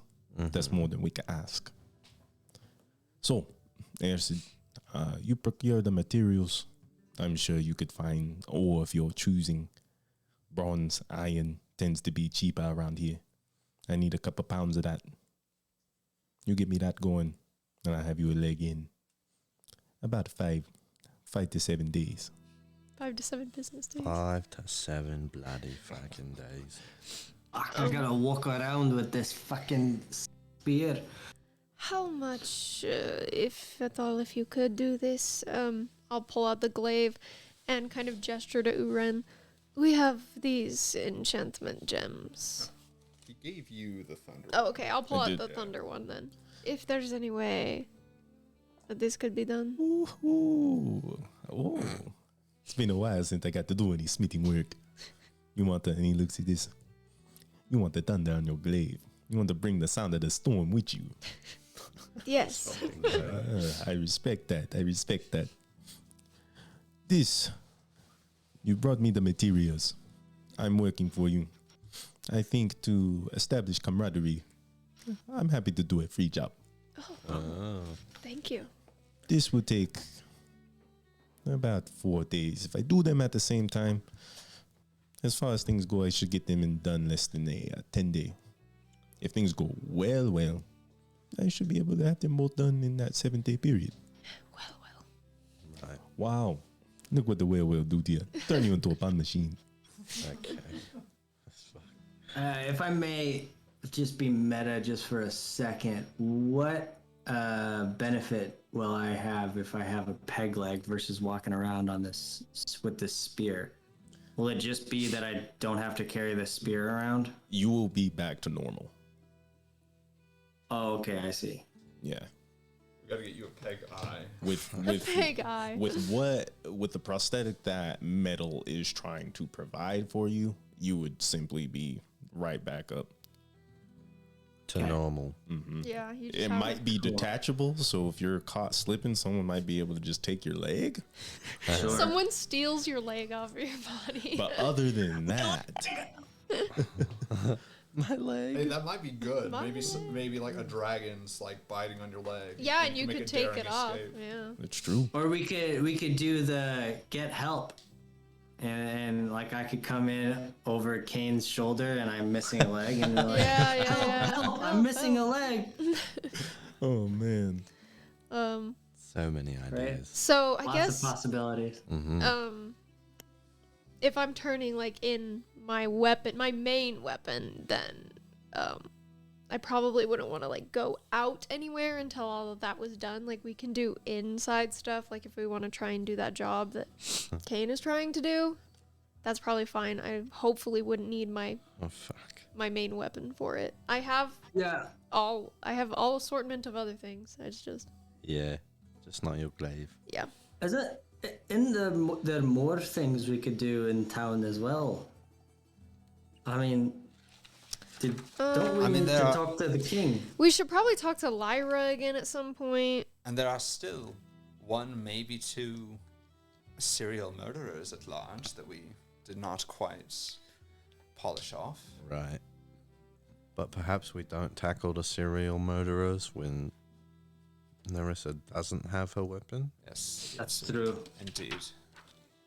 You only have one more eye to give. I don't think we Right. can. Right. rush into And that. I think that next time I will stand on the roof and somebody else can fucking piss about on the floor. I mean, I think we just No. watch like one of the city guards. or Yes, why something. don't one of them do it? 'Cause we're all on the roof. Yeah, wouldn't that have been a great idea? Well, in any case, I'm sure we can come up with something. In any case, Oliver speaks up. I'm not going to stop you from pursuing your own ventures. But it sounds like we're trying to get you souped up for Nonary's quest, correct? Yeah, and when would that take place? I can provide you all with a meeting with him. You guys can hash out the details together. He doesn't seem to be in quite a hurry. Honestly, he's been here for a while, and we met him quite soon after you guys made your way out to Orin. Okay. And he's been waiting. He trusts us. Okay. Well, All right. is he gonna wait until a week? That you'll have to ask him about. Sure. Yeah, maybe at the meeting. Yeah. And when can that be established? Well, you guys wait here. I'm sure he'll show up. We can have you meet today.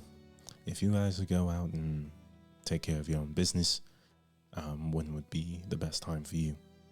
We can make sure he's here tomorrow, around noon. I suppose. I What think- time is it now? It's roughly 1-ish, 2-ish. Sun's high in the sky. Okay. Do have a lot of day left. I don't know. Yeah. Well, we gotta go talk to the king. We gotta buy some fucking iron for Stampy. True. Well, as you guys I'll sort of... definitely give the glaive and like the thunder gem to him so he can start it like as soon as possible. Yeah. Thank you. I'm going to go put this out there in the carriage with old Aguba. Be careful around that thing. Oh, And it goes it's outside. yours. that's yours. You met old Aguba. Well, not me. Oh, that thing in the wagon, that's yours. Hey, Aguba is a well-trained boy. Not just a teen. Told you it Oh, was a pet. sorry. A well-trained Excuse boy. me. Hey, That's impressive. is it all mechanical? Made it myself. How does it fucking see? Cool. How does it see? Yeah.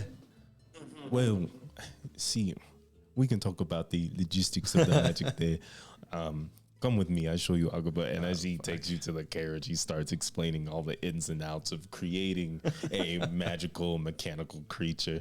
And on this rant, we will go ahead and call it a day, you All right. guys. Thank you for joining us for so long. I hope you enjoyed it all. After this, we are going to go ahead and we are rating specifically. I got it in my notes here for you guys. We're going to go see RPG Fancom. They're doing some cool stuff right now. So we'll see you there in their chat. Have a wonderful day, you guys. Bye-bye.